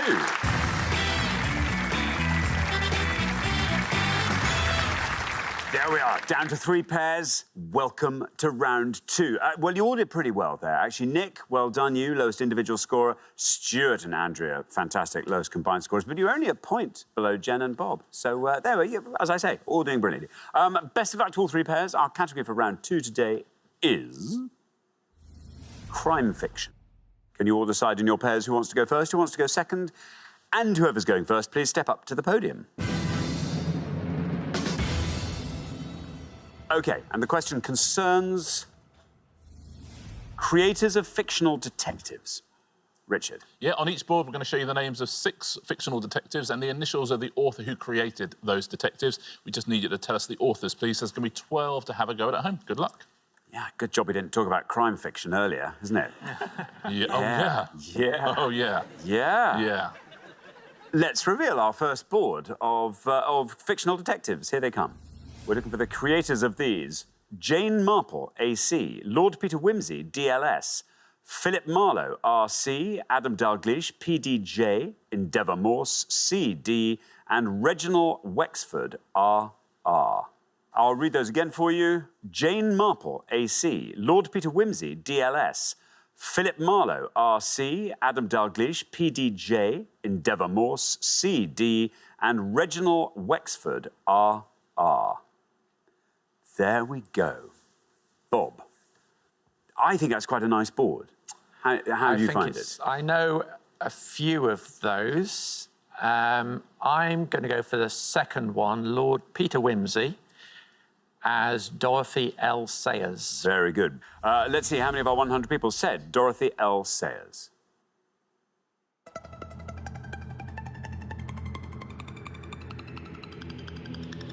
That's a great answer. Very well done indeed. 7 for Dorothy L. Sayers. Well played, Bob. Yeah, introduced in 1923 in the book Whose Body. The L stands for Lee, so she's almost Dorothy Leo Sayers, but not quite. Thank you very much indeed. Leslie. Go for the 4th one. I think it's P.D. James. P.D. James for Adam Dalgleish. Let's see how many of our 100 people spotted P.D. James. P.D. James is right. 36 for P.D. James. Some wonderful writers on this board. Yeah, 1962 in Cover Her Face, Adam Dalgleish was introduced, named after her old English teacher, Miss Dalgleish. That's nice. That is nice, isn't it? Very nice. Thank you very much indeed, Richard. Andrea, this is your board. Do you want to fill in all our blanks? No. I should know Endeavour Morse because we had a dog named after him, but I don't. So I'm going to have to go Jane Marple, Agatha Christie. Agatha Christie. OK, well, let's see how many of our 100 people said Agatha Christie. is right. 65. Could be a lot worse. 65 for Agatha Christie. Yeah, famously played, amongst other people, by Joan Hickson. And she had a letter once from Agatha Christie many years before, having seen her in a theatre production, saying, "I hope one day you'll play Miss Marple." That's nice, isn't it? She was wonderful, Joan Hickson. Yeah, amazing really as Miss Marple, incredible. Yeah. Yeah. Philip Marlowe? Is Raymond Chandler. Raymond Chandler. 10 points for that. Morse? Colin Dexter. Colin Dexter.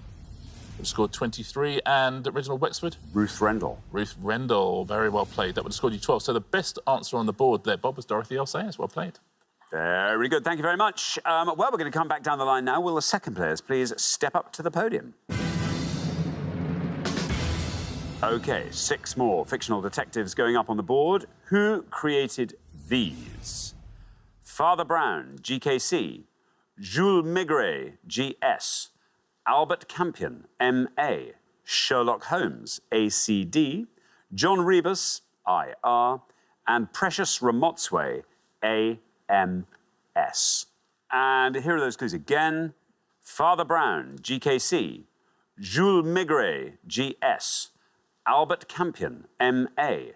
Sherlock Holmes, ACD. John Rebus, IR. And Precious Ramotswe, AMS. There we are. Now then, Stuart. What are you thinking? I'm thinking that this is not my category at all. There's only one on the board that I know, and I'm going to have to go for it. Sherlock Holmes and Arthur Conan Doyle. Arthur Conan Doyle, says Stuart. OK, no red line for you as you're the high scorers at the moment. Let's see how many of our 100 people said Arthur Conan Doyle. He's right. Down it goes to 57. And that takes your total up to 122. Yeah, and some of the... Study in Scarlet was the first Sherlock Holmes story, and in some of the early drafts, he's called Sherrinford Holmes, and Watson is called Ormond Sacker. Wow. Wow. Dr. Sacker. Holmes and Sacker. I think he landed on the right names. It's funny to change it from Ormond Sacker to John Watson. Maybe he thought that Sherlock Holmes was an unusual enough name that he could balance it out with a very straight one. Yeah. Interesting. Thank you very much indeed, Richard. And now then, Nick. You're on 36. 85 gets you through. Sander, you could not have picked a worse board for me, I'll be completely honest. I'm looking at them now. I think possibly Rebus is Ian Rankin. Ian Rankin for John Rebus. Shall we find out? Here's your red line. Nice and high. What happens when we say Ian Rankin? It is Ian Rankin. Very well done indeed. Now goes down to 26. Takes your total up to 62. Yeah, and Rebus first appeared in 1987 in Knots and Crosses, and they're a wonderful series of books, the Ian Rankin Rebus books, if you've not read them. He had an interesting life before becoming a novelist. He was a great picker. He was a pig herder. He did all sorts of unusual things, Ian Rankin. Fantastic. Thank you very much indeed, Richard. Now, Jen, good news for you. You're through. Doesn't matter what you score here, but I reckon you've got some good ideas for these. Do you want to talk us through the board? Ooh, I wish I could. I don't read much crime. It's a bit of a busman's holiday for me. I guess it is, yeah. I would have said Rankin. The rest of them, I actually have no idea. So I'm just going to take a complete guess and go for Albert Campion, Mark Alexander. Mark Alexander. OK. So complete a guess. You've even made up the name of the author. There we are. Let's see how many of our 100 people said Mark Alexander. No. Shocking. There we are. Scores 100 points, takes your total to 107. I didn't know any of them. Yeah, not Mark Alexander. Do you know that one? I don't, actually. It's another wonderful novelist, Marjorie Allingham. And she would have scored you 3 points. That would have been a terrific answer. This is a harder board, I would say, but there's a few. Father Brown, you'll know. G.K. Chesterton. G.K. Chesterton. He would have scored you 13 points. Jules Maigret. I've even read these. Georges Simenon. Georges Simenon, yeah, exactly. Well done. I mean, of course I was going to say that. 7 points for him. And Precious Ramotswe is Alexander McCall Smith. Alexander McCall Smith. And he would have scored you 2 points. So that's the best answer on the board. So there we are. At the end of round 2, we have to say goodbye to... Oh, I'm so sorry, Stuart and Andrew, this is it. You've been brilliant. It's been lovely having you on the show. Nothing wrong with either of your answers. They were just a bit high scoring, is all. But that was a tricky second board. Anyway, thank you so much for coming to play. Stuart and Andrea, lovely to have you here. Stuart and Andrea, brilliant people. But for the remaining two pairs, it is now time for the head-to-head.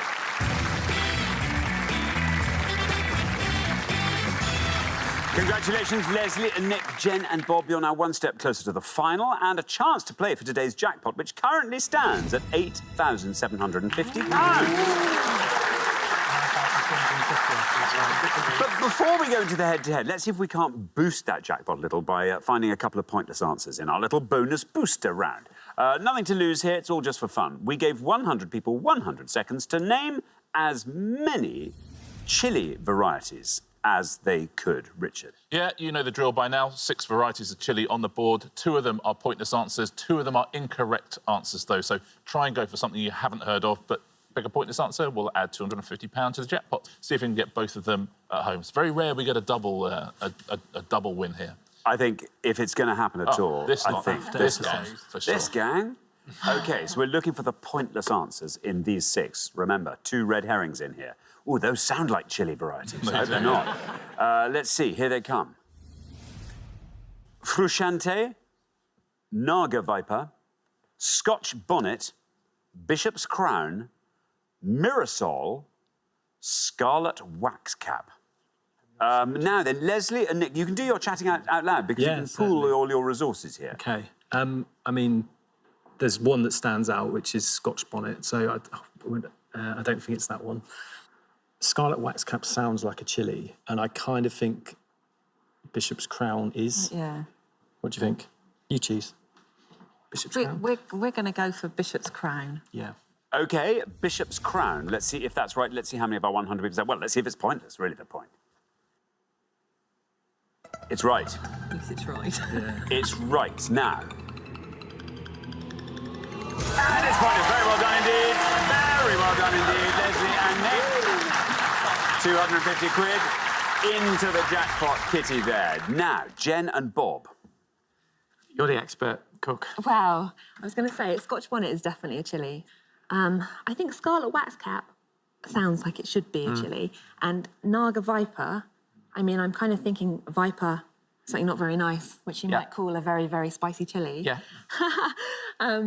What would you But it think? might be a boring answer. It might be. You see, those are a bit obvious, aren't That's they? true. I think we should go for one of the more boring looking the sounding top ones. one? How about Mirasol? One of those. Which one do you think? I think Mirasol. OK. We'll go for Mirasol. Mirasol. Mirasol. OK, is it pointless? Let's find out. It is a correct answer. All bodes very well. And it's a pointless answer. Very well done indeed. 100% hit rate there. Fantastic. And absolutely impeccable logic. Yeah, that's the way to play the game. Avoid those ones you've heard of. And absolutely, sometimes you think, well, why would we make up Mirasol? Very nicely done. Very well done if you got those 2 at home as well. Let's take a look at the 2 red herrings, shall we? Scarlet Waxcap is a fungus. It's just got a great name. I think that's why we put it in there, but that was incorrect. And the other incorrect answer is Frusciante. John Frusciante was the guitarist in the Red Hot Chili Peppers. So that was incorrect. And the other 2 there score points. Scotch Bonnet scores quite a few. Naga Viper just scores 1. Scotch Bonnet 29. That's nice, isn't it? £500. Really nice. Thank you very much indeed. Well done. You've managed to find 2 pointless answers, which means you've added £500 to the jackpot, which takes our total up to £9,250. But who'll be playing for it? Let's find out in the head-to-head.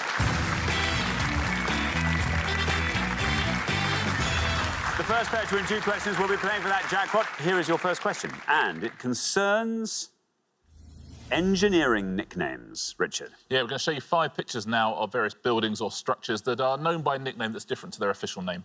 We're going to give you alternate letters of those nicknames, but what are they, please? Thank you very much indeed. Let's reveal our 5 structures, and here they come. A. T-E-G-E-K-N. B. S-A-H-T-I-J-N-T-O.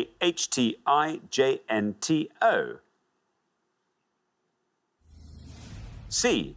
T-E-F-L-N-C-B-N-T.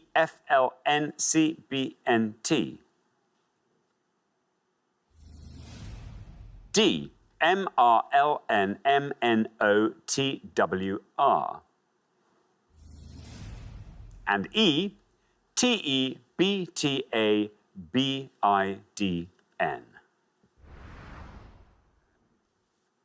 There we go. Now, Leslie and Nick, you're our low scorers, so you get to go first. OK. OK. Yep, we've decided, and Yes. we are not sure of many, but we are going to have a bit of a guess at C, the filing cabinet. The filing cabinet. For C, there we are, the filing cabinet. Jen and Bob, do you fancy talking us through the rest? Yes. You happy for me to Yeah, say? you go for it, yeah. A is the gherkin. B is spaghetti junction. E, I can't quite work it out. It's the something building. But we're going to go with D as a bit of a guess, but it seems to fit, which is Marilyn Monroe Tower. Marilyn Monroe Tower. Of course. I was thinking it was Marilyn Manson, but why would it be Marilyn Manson? Marilyn Monroe Tower. Well, let's find out. So, Leslie and Nick, you've gone for the filing cabinet. Let's see if that is right for C. How many of our 100 people said the filing cabinet?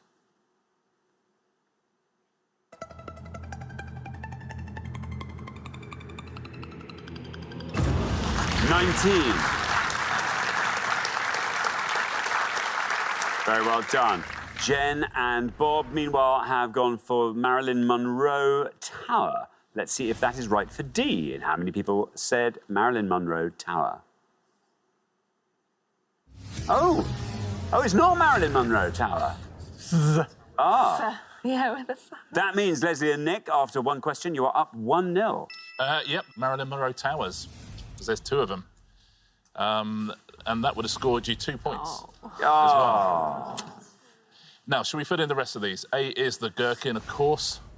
I wouldn't have accepted the gherkins. That would have scored you 71. Yes, St Mary Axe Tower is its real name. B is Spaghetti Junction, of course. Gravelly Hill Interchange. That would have scored 58 points. The filing cabinet, you can see why they call it the filing cabinet. That's the Manchester Civil Law Centre there.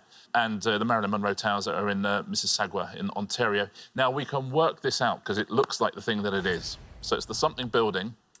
Yeah. And when I tell you it, you'll see. Because it does look like this thing. So I tell you? Batman building. It's the Batman building. Oh, for goodness sake. That's clever. It really does look like Batman. It really does look like Batman. Yeah. And that is in Nashville, Tennessee. It's the AT&T building. That would have scored you 9 points. Thank you very much indeed. Well, here comes your second question, Jen and Bob. Good luck with this. But yeah, you need to win this one to stay in the game. Our second question this afternoon is all about palindromic years. Richard. Yeah, we're going to give you 5 clues now to events that happened in years which are palindromes. The numbers read the same backwards as forwards. Can you tell us which years these things happened in, please? Thank you very much indeed. Let's reveal our 5 events, and here they come. The USSR formally dissolved. Wyatt Earp's gunfight in Tombstone. Captain Cook's HMS Endeavour returns from Australia. The Euro becomes legal tender. And Edward VI's Chief Minister appointed first Duke of Northumberland. Let me read those again. The USSR formally dissolved. Wyatt Earp's gunfight in Tombstone. Captain Cook's HMS Endeavour returns from Australia. The Euro becomes legal tender. And Edward VI's Chief Minister appointed first Duke of Northumberland. There we are. So, Jen and Bob, over to you. What do you reckon? Yeah. Yeah? OK. We're going to go for the year the USSR was formally dissolved, and we're going to say 1991. 1991 for the USSR. OK, now then, Leslie and Nick, do you want to talk us through the rest of that ball? I mean, there's a lot of guesswork here, I'll be honest. So, we think Wyatt Earp's gunfight in Tombstone is probably 1800s, so we're going to go 1881. Captain Cook, again, maybe 1771.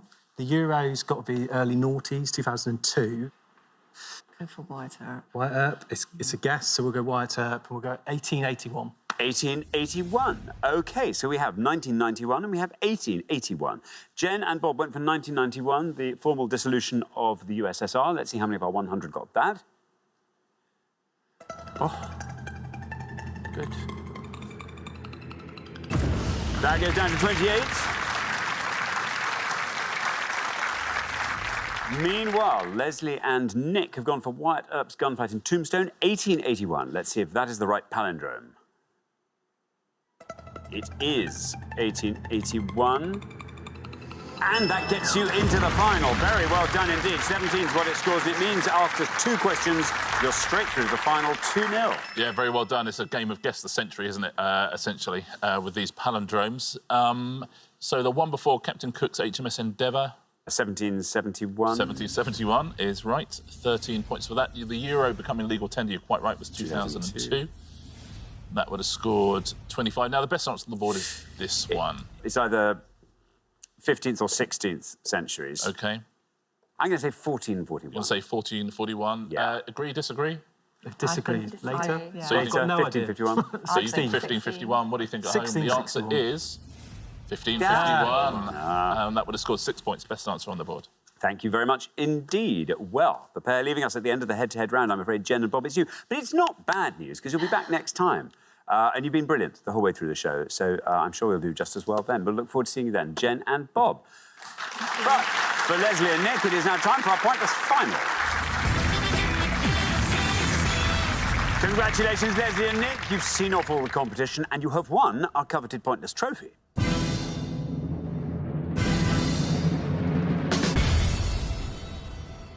You now have a chance to win our Pointless jackpot, and at the end of today's show, the jackpot is standing at a whopping £9,250. Well, I think we had a pointless answer from you in the first round. Yeah. We had a pointless answer as well in the bonus round. So, yeah, 500 quid of that is yours. I think, therefore, it'd be quite nice if you could take it home, wouldn't it? Can't leave with the 500 now, if you like. Well, what would you like to see come up in this last round? What would you like? Maybe a bit of film, depending on where it falls. Yeah, I think maybe Nick would be very good at his sport. Possibly, yeah. OK, well, as always, you have to choose your category. Here is today's selection. We have got sailing, Motown acts, Israel, directors named John. What do you think? Motown's your era. No, thanks. No pressure. Director's name John? Director's name John, I think. Yeah. OK, director's name John. Yeah, we're looking for any feature film made for cinema release directed by one of the following, please, up to September 2019. We're looking for any John Ford film. We're looking for any John Hughes film. Or we are looking for any John Schlesinger film, please. According to IMDb, any film directed by one of those 3 Johns. Very best of luck. Thank you very much. As always, you've got up to a minute to come up with 3 answers. Just need 1 pointless answer to win the jackpot. Are you ready? Yes. Let's put 60 seconds up on the clock. There they are. Your time starts now. Right, I've heard of John Ford. I don't know who the bottom guy is. I'm sure John Hughes is the 80s films with Breakfast Club, 16 Candles, those sorts of films there. I'm lost. I'm leaving it all up to you. I'm sorry. 16 Candles. I think he's Uncle Buck. I think it's that series of films with the Brat Pack. Right. Do any of them draw? Any others that you can think of? I mean, John Ford, are they action films? I really don't know. I definitely don't know. No. I never even heard the bottom guy. So I'm sure John Hughes is the 80s. I'm sure that it's that set of films. So maybe Breakfast Club, 16 Candles. There's one, it's Molly Ringwald, Ginger Hair. I swear it plays on her name of her hair. Don't know. Uncle Buck, I'm sure Uncle Buck's one. Just got over those 3. Over those 3. Yeah. I can't, yeah. 10 seconds left. Any other from that? I don't know any of them, I'm sorry. First time's a good job. OK, that is your time up. Let's have your 3 answers. What are you going to go for? I might have got the complete wrong act, so we'll be completely wrong with the director, but I think John Hughes did a set of 80s type films, so I'm going to go for 16 Candles. 16 Candles. The Breakfast Club and Uncle Buck. The Breakfast Club, Uncle Buck. All 3 John Hughes. I think so. Which of those do you think is your best shot at a pointless answer? Maybe 16 Candles. OK, 16 Candles we'll put last. Least likely to be pointless? Breakfast Club. Breakfast Club, and then Uncle Buck goes in the middle. Yeah, OK, I think that's right. OK, well, let's put those answers up on the board in that order then, and here they are. We've got The Breakfast Club, Uncle Buck, 16 Candles. Well, 3 good answers there. One of these could turn out to be pointless and might win you £9,250. Now, that's a really exciting jackpot to be taking home. Leslie, what would you like to do with it? Give it to your son. We've just, my husband and I have just bought an extra piece of land to extend our garden. So I want to put a bit of a wild garden bit in. That's nice. Get all your pollinators back. Quite right. Nick, what about you? Well, I got engaged 3 months ago. Congratulations. So, of course, on TV, I'm going to say that it's going towards the wedding, but in reality, it'll probably go on the stag do. So. OK, well, there we are. 3 answers, I say. A lot of this is hinging on whether or not you've got the right John. Probably not. You're thinking of a particular director, and you think it's John Hughes, who directed all of these. Shall we find... We'll know when the first one goes down, if you've got the right one. The Breakfast Club's your first answer. All 3 answers, I say, are films directed by John Hughes. Only one of them has to be pointless for you to win that £9,250 jackpot. Let's see if The Breakfast Club is right. Let's see if it's pointless. It is right. Well done. It is John Hughes. The Breakfast Club just has to take us down to 0, and you leave here with £9,250. Down it goes to 10. Not bad. Not bad. Probably one of his better-known films as well. So there we go. Let's hope nobody said your next answer, which is Uncle Buck. If it's pointless, £9,250 is yours. How many people said Uncle Buck? Well, it's right. The Breakfast Club took us down to 10. Uncle Buck now takes us down through the 20s, into the teens. We're into single figures with Uncle Buck. Still going down with Uncle Buck to 3. That's fantastic. Very well done indeed. Lovely low score there. Very close to pointless, but not pointless. So we turn to your third and final answer, 16 candles. If it was 3 for Uncle Buck, do we think we can get it down to 0 with 16 candles? £9,250 is riding on this. Let's see how many of our 100 people said 16 candles. It's right, so 3 correct answers. Your first answer took us all the way down to 10. Your second answer, Uncle Buck, took us down to 3. We are now in single figures with 16 candles. Down it goes to 4. Oh, bad luck. Well, 2 single-figure answers there. Yeah. Actually, the other one was 10s. I mean, there were 3 very good low scores, but I'm afraid you didn't manage to find the all-important pointless answers. I'm afraid you don't win today's jackpot. But don't forget, you're taking home today's trophies, so very well done for that performance, Leslie and Nick. Yeah, and you have the consolation it was the right director, because that would have been a long couple of minutes if it hadn't been, wouldn't it? Very well played there. Yeah, 16 Candles is essentially it's an extended version of the Two Ronnies 4 Candle sketch. just that, but longer. John Ford, let's start with him, shall we? The great Western directors, alongside other things. Drums Along the Mohawk. That's Oscar-nominated, as was Magambo, which stars Clark Gable, Grace Kelly and Ava Gardner. That's a classy cast, isn't it? The Plough and the Stars and They Were Expendable, the John Wayne movie. His big scorers were Stagecoach and The Searchers. Those are the biggest scorers there. John Hughes only directed 8 movies, and 2 of them pointless answers, Curly Sue and She's Having a Baby.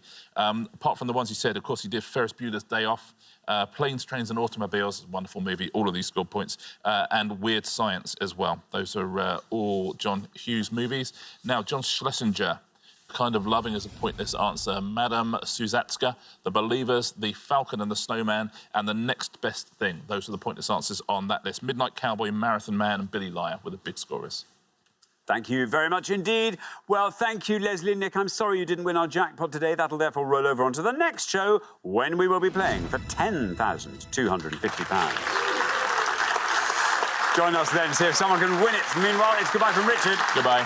And it's goodbye from me. Goodbye.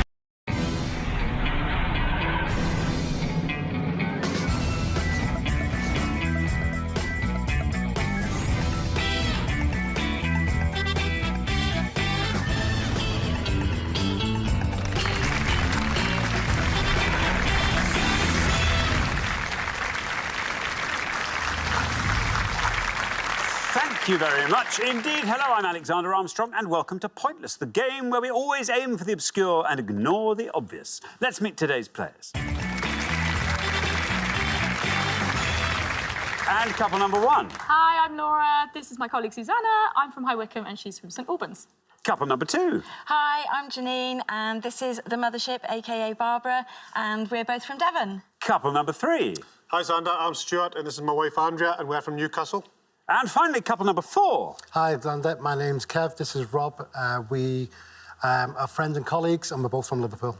And these are today's contestants. There we are. Thank you very much indeed. Lovely to have you with us. A warm welcome to each and every one of you. That just leaves one more person for me to introduce. TV's most sedentary fact dispatcher. It's my pointless friend. It's Richard. Hiya. Afternoon, everybody. Good afternoon to you. Good afternoon. Welcome back to our returning pairs, Kev and Rob. We didn't see enough of you last time. I'm sure we'll see more of you this time. Laura and Susanna, though. Laura added some money to the jackpot on the flags round. They went through the entire board, named every flag in the world virtually. It was very, very impressive. Including 2 pointless ones. Including 2 pointless ones, exactly that. But listen, lots of fun ahead of us today.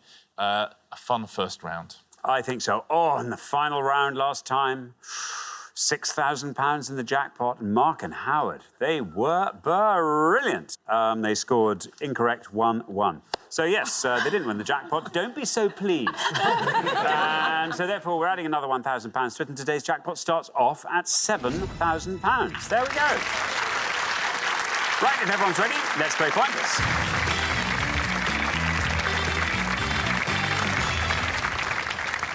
As you all know very well, it'll be the pair with the highest score at the end of each round that gets eliminated, so keep your scores low. Very best of luck to all 4 pairs. Our first category this afternoon is words. It's a words round. Can you all decide in your pairs who's going to go first, who's going to go second? And whoever's going first, please step up to the podium. OK, let's find out what the question is. Here it comes. We gave 100 people 100 seconds to name as many words ending UGH as they could. Yes, we are looking for any word which has its own entry in the UK section of Premium Oxford Dictionaries, please, that ends UGH. Thank you. you. No hyphens, no nothing like that. No hyphens. I've literally, while you were yabbering on, I've written down your answer. I've got a couple. Have you? Yeah. I'm just going over it in thicker ink because I know I'm going to be showing it to camera later because I know it's right. Susanna. Remind us all about yourself, Susanna. So I work for a travel guide publisher with Laura. We work in the editorial department, producing travel guides to off-the-beaten-track places. And these are sort of slim volumes you produce? Or are they great variety. Big tomes? Yeah, it depends on the destination. OK, so I mean, some of those... Some of them are quite large. Exactly. Now, Susanna, words ending UGH. I'm really wishing I wasn't going first. Oh, words should be my thing, but I've got a blank. I'm kicking myself because I know I've got a better word in me somewhere, but I am just going to have to say thorough. Thorough, says Susanna. Let's see, how many of our 100 people said thorough?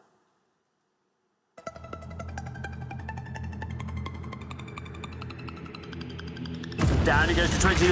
Not bad. Gets us off to a good start. 29 for thorough. Yeah, to complete with regard to every detail. It's frustrating, that podium one, when it's a words round. That is... It's hard. Literally, we'll hear you go, oh, of course, in like 15 seconds. OK. Oh, I mean, I've thought of one that you might have put down for me, but I don't start double guessing what I guess you're getting. OK. Otherwise, that's going to become like Inception. Janine, Hello. welcome to Pointless. How lovely to have you here. Tell us all about yourself. I'm a team organiser with Network Rail. I basically work in the office doing a lot of the admin, office management. My nickname in the office is Naggy because I have to remind people to do Someone's got to do it. Exactly. Particularly in that office. Yes. Goodness me. Yes. And what do you do for fun, Janine? I'm really keen on geocaching, which is a hobby based on GPS and mobile phone technology, where you have to find containers or other things all over the world, pretty much. That's great fun. Now, Janine, what are you going to go for? I'm going to go for trough. Trough, says Janine. Let's see, how many of our 100 people said trough?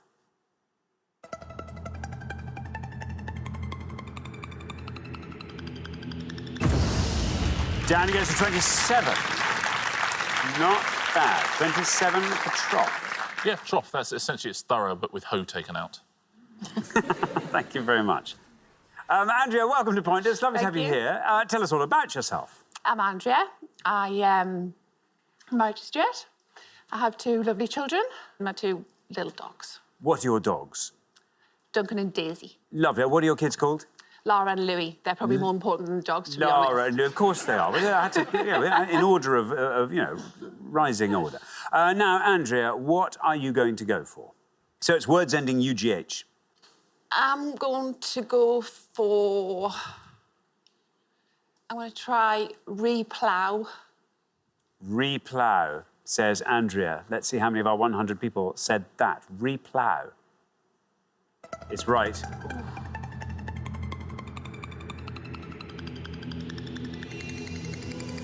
And that's a pointless answer. Very well done indeed, Andrea. That adds £250 to today's jackpot, takes the total up to £7,250. It scores you nothing and just earns you our hugest respect. I love it when people play these rounds properly. Replow, superb. Yeah, absolutely beautifully done. Well done, because sometimes those rewords, they're not there, but quite often they are. It means to plough again. Thank you very much indeed. Rob! Hello. Welcome back. Thank you. Remind us all about yourself, Rob. So I'm a youth worker funded by Teenage Cancer Trust. I work with teenage cancer patients aged 13 right up to 24 in a children's hospital in Liverpool. And when work's done, what do you get up to? I'm always looking for a bit of fundraising, the next silly ideas, so... What's the silliest thing you've done so far? I walked from London to my place of work in Liverpool in a week, so yeah. I called it my walk to work, so yeah. With friends? Pretty much no, on my own. There's a few people on the last day. I think I've joined in for 10 minutes at the end. Rob, what are you going to go for? I've got a risky one I'm going to go for. I'm not sure if it's 2 words, but I'm going to do it. I'm going to say sourdough. Sourdough, says Rob. OK, let's see how many of our 100 people said sourdough. Sourdough's right.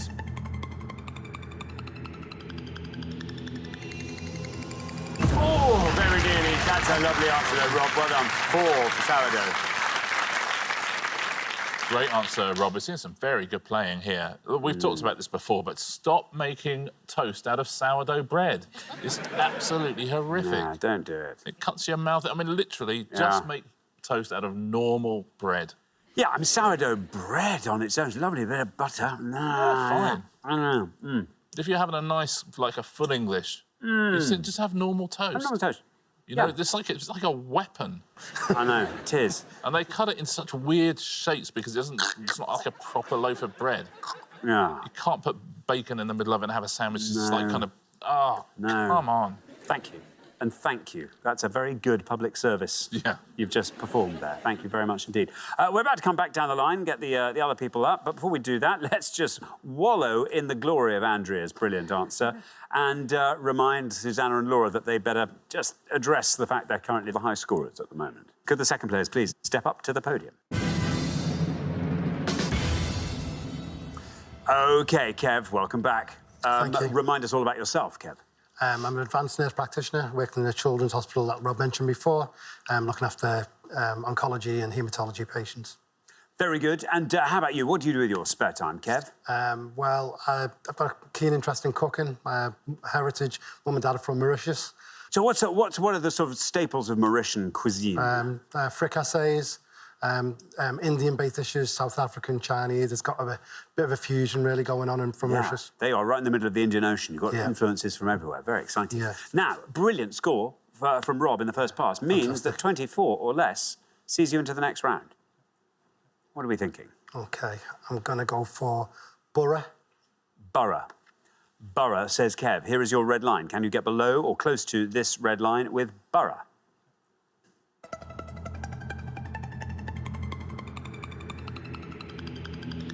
Ooh, pretty much. 26. Takes your total up to 30. I think you've probably done enough. Yeah, it's nicely played. Now, Borough Market in London, which is a beautiful area to have a little wander around. But can you get any toast that's not sourdough? No, you cannot. Borough Market is like the absolute epicentre of sourdough frenzy, isn't it? You're right, sourdough central. Yeah. Also, if you go somewhere where you have something put into sourdough, into sandwich, the tomato ketchup there will be sort of artisanal. That's one of the few, most artisanal things I would take in a heartbeat over and above the sort of mass-produced stuff.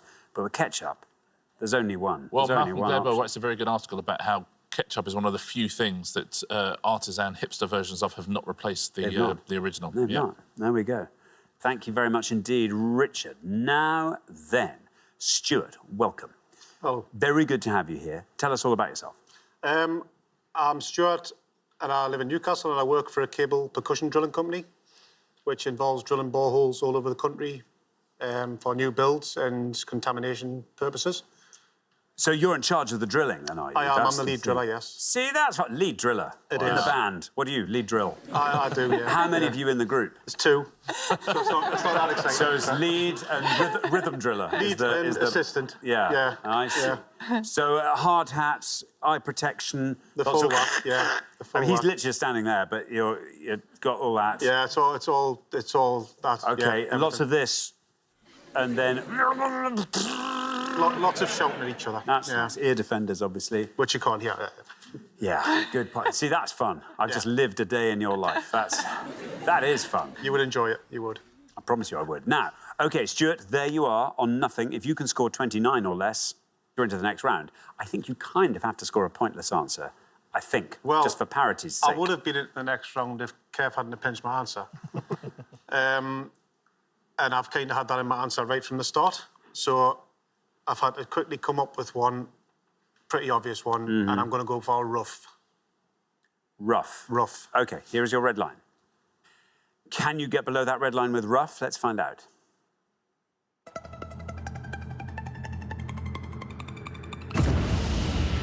$50. Takes your total up to $50. There we are. Yeah, that means rough. That's what it means. You know. Yeah. Taken quite often with the smooth. Yeah. Barbara. Hello. The mothership. How lovely to have you with us, Barbara. Tell us all about yourself. I'm retired. What did you do before retirement? I worked at the University of Plymouth in one of the offices, entering student marks on spreadsheets and things like that. And retirement, well, how do you fill your retirement? I like walking our dog, Cavalier Lovely. King Charles Spaniel. Very nice. Maisie. And like watching sport on TV, football, cricket, golf. Lovely. Reading. All of that, wonderful. Now, 27 is your score at the moment. 50 is the high score, so 22 or less keeps you in the game. Any word that ends UGH? I'm going to try furlough. See, the mothership. Yeah. Furlough. That's a good answer, surely. Or is it? I don't know. Sorry, we must keep the jeopardy going. There's your red line. What happens if we say furlough?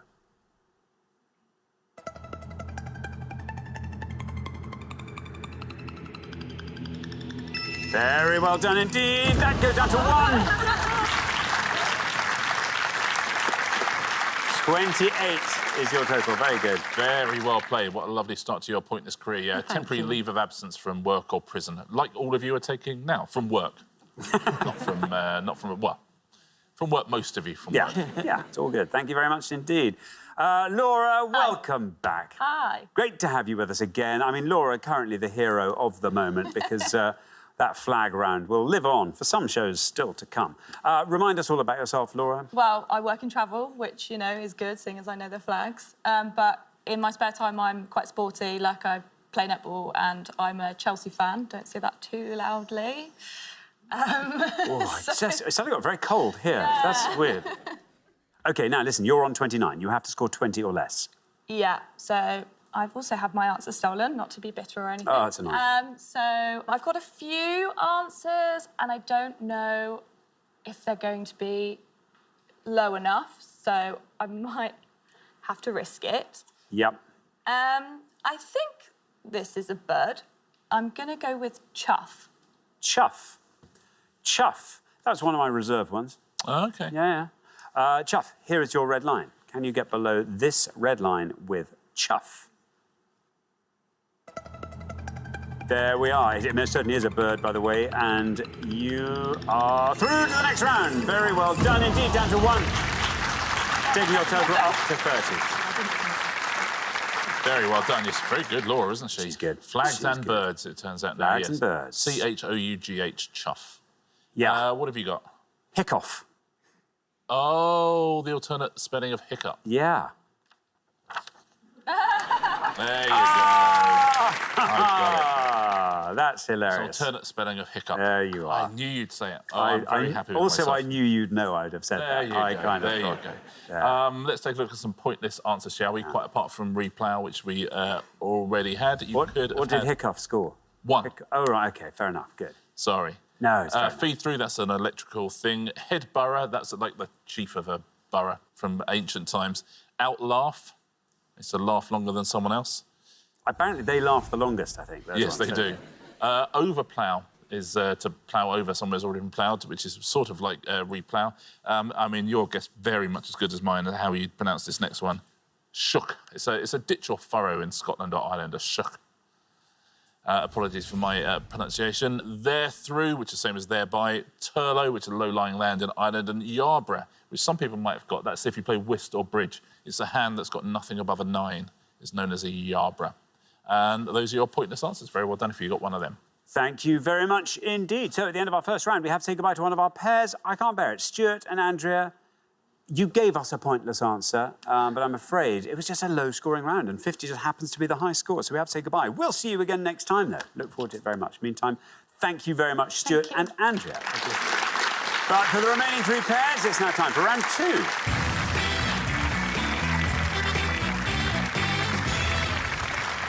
There we are, very well done. We made it through the words round. And by the way, your scores were almost identical. In fact, in 2 cases they were. Janine and Barbara were just the low scorers, 28. The others were all on 30. But very well done. Our category for round 2 this afternoon is artistic music. Can you all decide in your pairs who's going to go first, who's going to go second? And whoever's going first, please step up to the podium. OK, and the question concerns music acts in the titles of works of art. Richard. On each board, we're going to show you the titles of 6 works of art. They're each missing a word from their title. That word is an act who've had a UK hit. We're also going to show you an example of a top 40 hit that act has had and the year in which they had that hit. Thank you very much indeed, Richard. OK, here comes our first board of 6 works of art with bits missing. The Blank Boy, Thomas Gainsborough. All Rise, 2001. Miss Blank O'Brien, Joshua Reynolds. Ride With Me, 2001. Orpheus leading Eurydice from the Blank, Jean-Baptiste Camille Corot, Born Slippy, 1996. The Sistine Blank, Raphael, Like a Prayer, 1989. Waterloo Bridge Blank, Claude Monet, Knock 3 Times, 1971. And Dancers in the Blank, Edgar Degas, Mull of Kintyre, 1977. I'll read those again.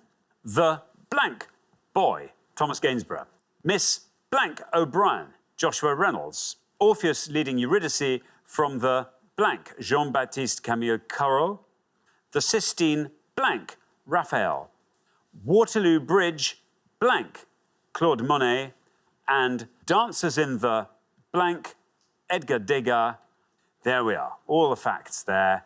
You just have to work out what the missing word is. Susanna. Hello. What are you going to go for? There are a couple that I think I'm pretty sure on, and there's one that I think I could guess, but I think it's just too risky. So I am going to go for the last one, Dancers in the Wings, Edgar Degas. Dancers in the Wings. Let's see if that's right. Let's see how many of our 100 said Dancers in the Wings. It's absolutely right. It's a good answer, 25. And thank you also. You've demonstrated perfectly how this round works.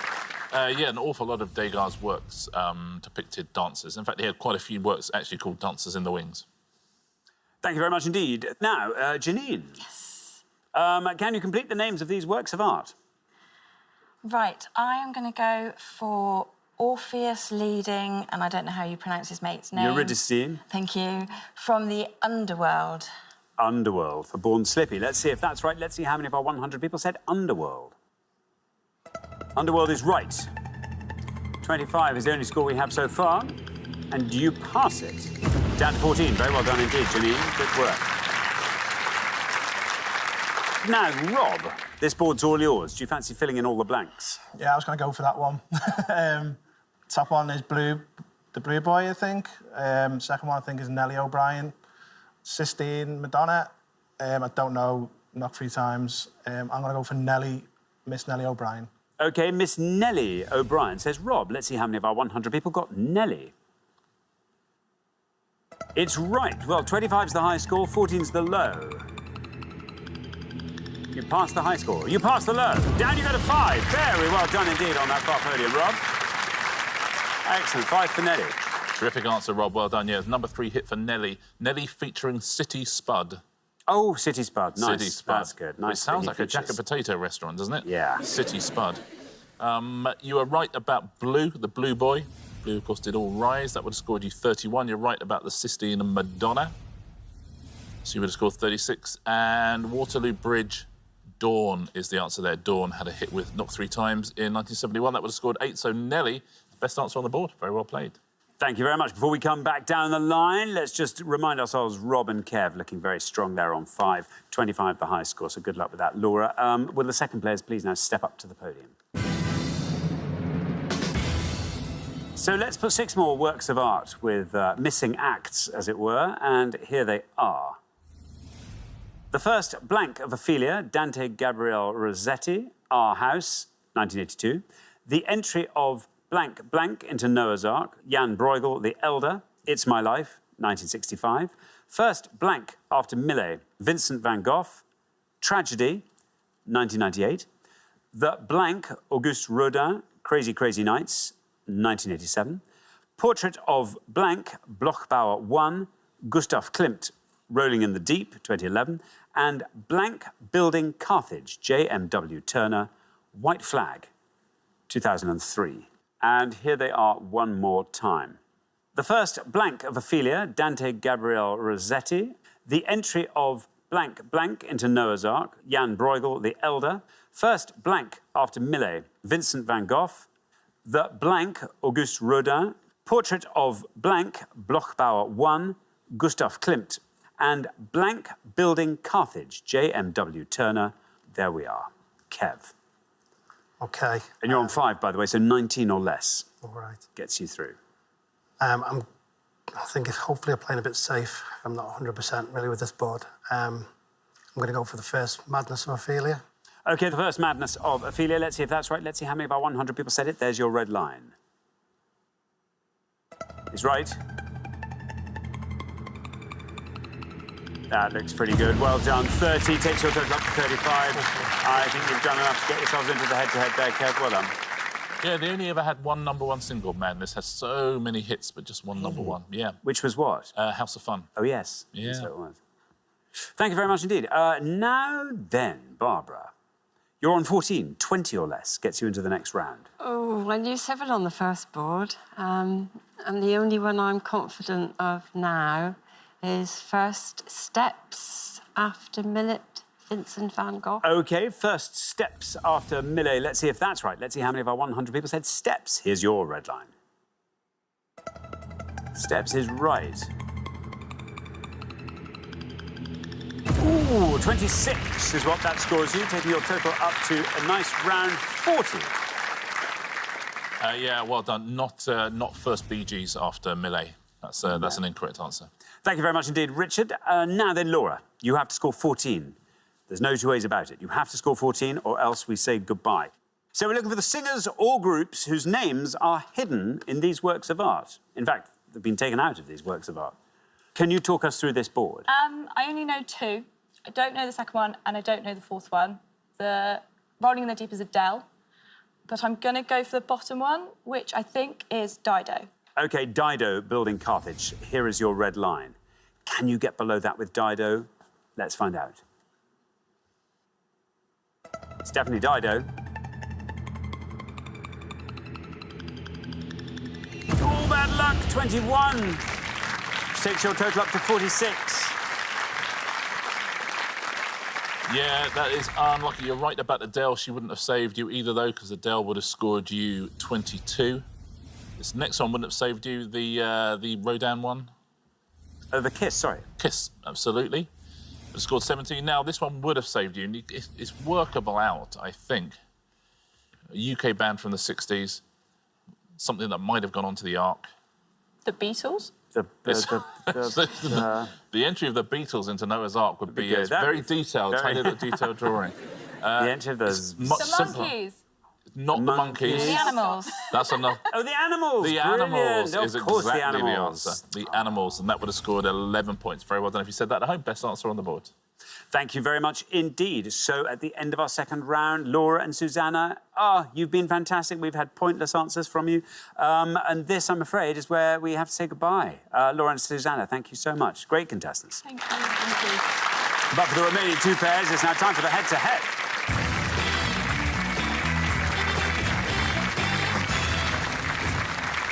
Congratulations, Kev and Rob, Janine and Barbara. You are now one step closer to the final and a chance of playing for today's jackpot, which currently stands at £7,250. But for fun, before we go and play the head-to-head, shall we just play a little bonus-boosting round where we can just put some more money into that jackpot? Nothing to lose here, it's just for fun.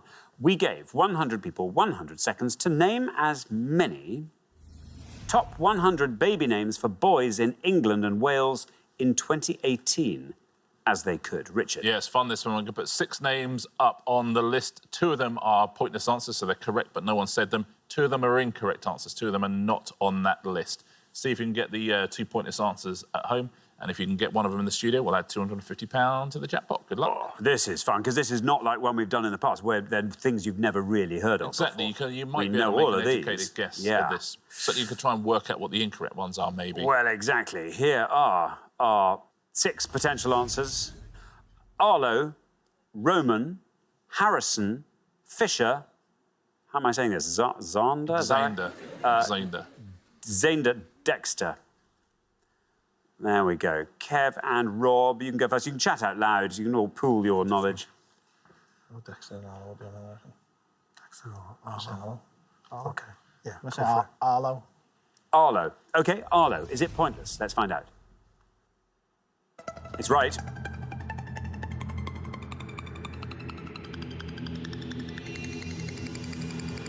Oh, no, it's not. I thought it was. A little bit premature there. 1. OK, that's not a pointless answer. Janine and Barbara, it's over to you. Can you truffle out a pointless answer on that board? Well, we're not sure if it's going to be pointless, but our previous dog was called Dexter, so we've got to go for Dexter. You've got to go for Dexter. Let's find out. Is Dexter pointless? Again, it's right. Oh, look at that! It's a pointless answer. Very well done indeed. Well done, Dexter. Salutations to your old dog. Very well done. Good boy, Dexter. Good boy. Well done. So Dexter's one of the pointless answers. There's one other up there. If you had to guess what the other pointless answer was? Harrison. So Roman is the other pointless answer. Roman. Roman was in 62nd place on that list in 2018. Harrison is a correct answer. Would have scored you 3 points. So the incorrect answer is Fisher. Hunter is on the list at 44, but Fisher is not on that list. And Zander, not in the top 100. It's number 176. Yeah. Well, Richard was 270-odd. So, Really? Yeah, better than me. Anyway, there we are. Very well done. You managed to find 1 pointless answer, adding £250 to the jackpot, taking the total up to £7,500. That's wonderful. But who will be playing for it? Well, let's find out in the head-to-head.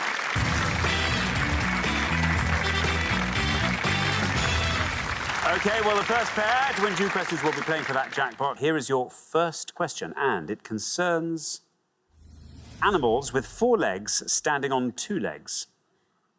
Got it. Animals with 4 legs standing on 2 legs. Sorry. Yes, we're going to show you 5 pictures now of animals that are supposed to be standing on 4 legs. So that's what they're built for, but the silly things are standing on 2 legs. Honestly, what can you do? We'd like to know what animals they are, please. We're going to give you alternate letters of their names as well. OK, bring on the animals. Here they are. We've got A. A-R-C-N-E-E-H-N. Silly, isn't it, standing on 2 legs? Silly. B. C-R-C-L.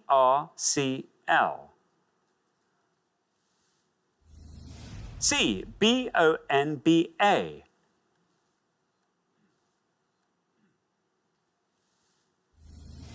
D. B-N-E-M-N-O-S. And E. K-M-D-D-A-O. Crikey. A lot of yoga going on in the animal kingdom there, I think. OK, so we come to Kevin Robb first.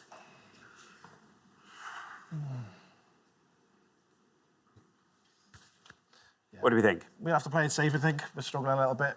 Komodo Dragon for E. OK, E, Komodo Dragons, say Kevin Robb. Now then, Janine and Barbara, it's over to you. Do you want to talk us through that board? Yeah. A, I think it's an African elephant. B, I think it's called a caracal. And then C is a brown bear.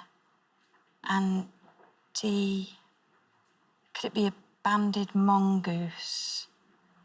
But I think we're going to go for B, which is a caracal. B, caracal. So we've got a Komodo dragon, we've got a caracal. Kev and Rob went for Komodo dragon for E. Let's see how many of our 100 said that. It's right. 59 for Komodo dragon. Meanwhile, Janine and Barbara have gone for B and said caracal. Let's see how many of our 100 said caracal. Is it right? It is right. And it beats the Komodo dragon. And down it goes to 8. Very well done indeed, Janine and Barbara. After one question, you are up 1-0. Great answer, sometimes called the Persian lynx or the African lynx, the caracal. You are right about the African elephant there. I don't think I've seen an elephant do that before. No. I wonder how long he kept that up for. Or she. Or she. 52 for that. You're right about brown bear as well. That's the biggest scorer. Would have scored you 75. I mean, they look quite sweet, but that's just terrifying, isn't it? I mean, that is a scary animal. It could not look more like a human being in terms of its the way it holds itself, could it? Yeah. Blimey. 75, well done if you said it. And you are quite right on this one. It is the banded mongoose. Filled in the gaps very nicely. Would have scored you 2 points. Thank you very much indeed, Richard. OK, here comes your second question. Best of luck, Kev and Rob. You have to win this one, but Janine and Barbara get it first. Our second question is all about shops on television, Richard. Yeah, we're going to show you the names now of 5 shops that feature on television, and we'll give you the initials of the shows that they feature on, but what are those shows, please? Thank you very much indeed. Let's reveal our 5 shops, and here they come. Arkwright's, OAH. John and Mary's, FT. Hooper's Store, SS. Quickie Mart, TS. And Grace Brothers, AYBS. Let me read those again. Arkwright's, OAH. John and Mary's, FT. Hooper's Store, SS. Quickie Mart, TS. And Grace Brothers, AYBS. There we are. Janine and Barbara will go first. And Quickie Mart is The Simpsons, but I don't know the other two. It's quite a long one. Oh my God, that's definitely right. OK, OK, Janine and Barbara, what are you going to go for? We're going to go for the Grace Brothers. Are You Being Served? Are You Being Served, say Janine and Barbara. Now then, Kevin, Rob, what are you going to go for? Do you want to talk us through that board? Yeah, if only. We know the fourth one's The Simpsons. Arkwright is open all hours. Should we do that? One is, yeah. It's a bit of a gamble, really, but... We'll do Arkwright, open all hours. OK, Arkwright's open all hours. So we have Are You Being Served and we have open all hours. Janine and Barbara went for Are You Being Served for the Grace Brothers. Let's see how many of our 100 people said that. It's right. 61. 61 for Are You Being Served? Meanwhile, Kev and Rob have gone for open all hours for Arkwright's. Let's see how many of our 100 people said open all hours. That's right. 61's. Whoa, 71 for open all hours, which means very well done indeed, Janine and Barbara. After only 2 questions, you are straight through to the final 2-0. Yeah, I think both teams were tempted to go for The Simpsons, and it's a better answer than either. Would have won either point. I think because the initials are less obvious, The Simpsons would have scored you 42. Now, these other 2, John and Mary's, do you know that one? They're a couple, they're always rowing until the title character Father Ted. Father Ted, yeah. Until Father Ted comes along and then their sweetness and light. 6 points for that. And Hooper Store, it's appeared in this show ever since this show began in 1969, an American show with puppets. Sesame Street. Sesame Street, yeah, would have scored 5 points. There we are. Thank you very much indeed. So the pair leaving us at the end of the head-to-head round, I'm afraid it's Kev and Rob. You came into this as our golden couple, but I'm afraid Janine and Barbara have just whipped it out from under your noses. Anyway, thank you so much for playing. It's been great having you on both shows. Thank you so much, Kev and Rob. But for Janine and Barbara, it is now time for our pointless final. Congratulations, Janine and Barbara. You've seen off all the competition and you have won our coveted Pointless trophy. Yes.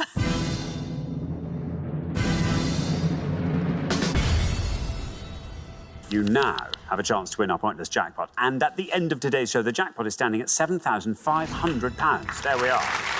That is a jackpot. Well, you've done incredibly well. First time you've been on the show. Yep. And straight through to the head-to-head. 2-0 in the head-to-head. No arguing with that. And here you are in the final. What is going to help you take that jackpot home? I think anything to do with cricket or perhaps football, music. Music, yes. Yeah, geography. Authors. Yeah. OK, that's a nice wide range of things. 4 things will appear on the board. We've just got to hope something up there sings to you. We've got, today, albums by classical crossover singers, champions in equestrian sports, the year 1962, literary patricias. What do we think? Could we have champions in equestrian sports, please? Yes, that didn't take you long to decide on. Champions in equestrian sports. You certainly can. We're looking for any of the following, please. We're looking for any winning rider of the British Jumping Derby at Hickstead from 1961 all the way up to 2018, please. We're looking for any winners of the major competition at the Badminton Horse Trials, please, from 1949 all the way up to 2018. And we're looking for any UK Olympic gold medalist in an equestrian sport at any Olympics all the way up to 2016, please. So riders who won the Hickstead Derby, riders who have won the major competition at the Badminton Horse Trials, and any rider who has won an Olympic gold medal for the UK. Thank you very much indeed. Well, you've got up to 1 minute to come up with 3 answers. We just need 1 pointless answer to win the jackpot. Are you ready? Yep. Let's put 60 seconds up on the clock. There they are. Your time starts now. What do you say, Charlotte Dujardin? Yes. Owns the Olympic. Did Carl Hester ever win the gold? No, he didn't. OK. No. But Nick Skelton for the Hickstead Derby? Maybe, yes.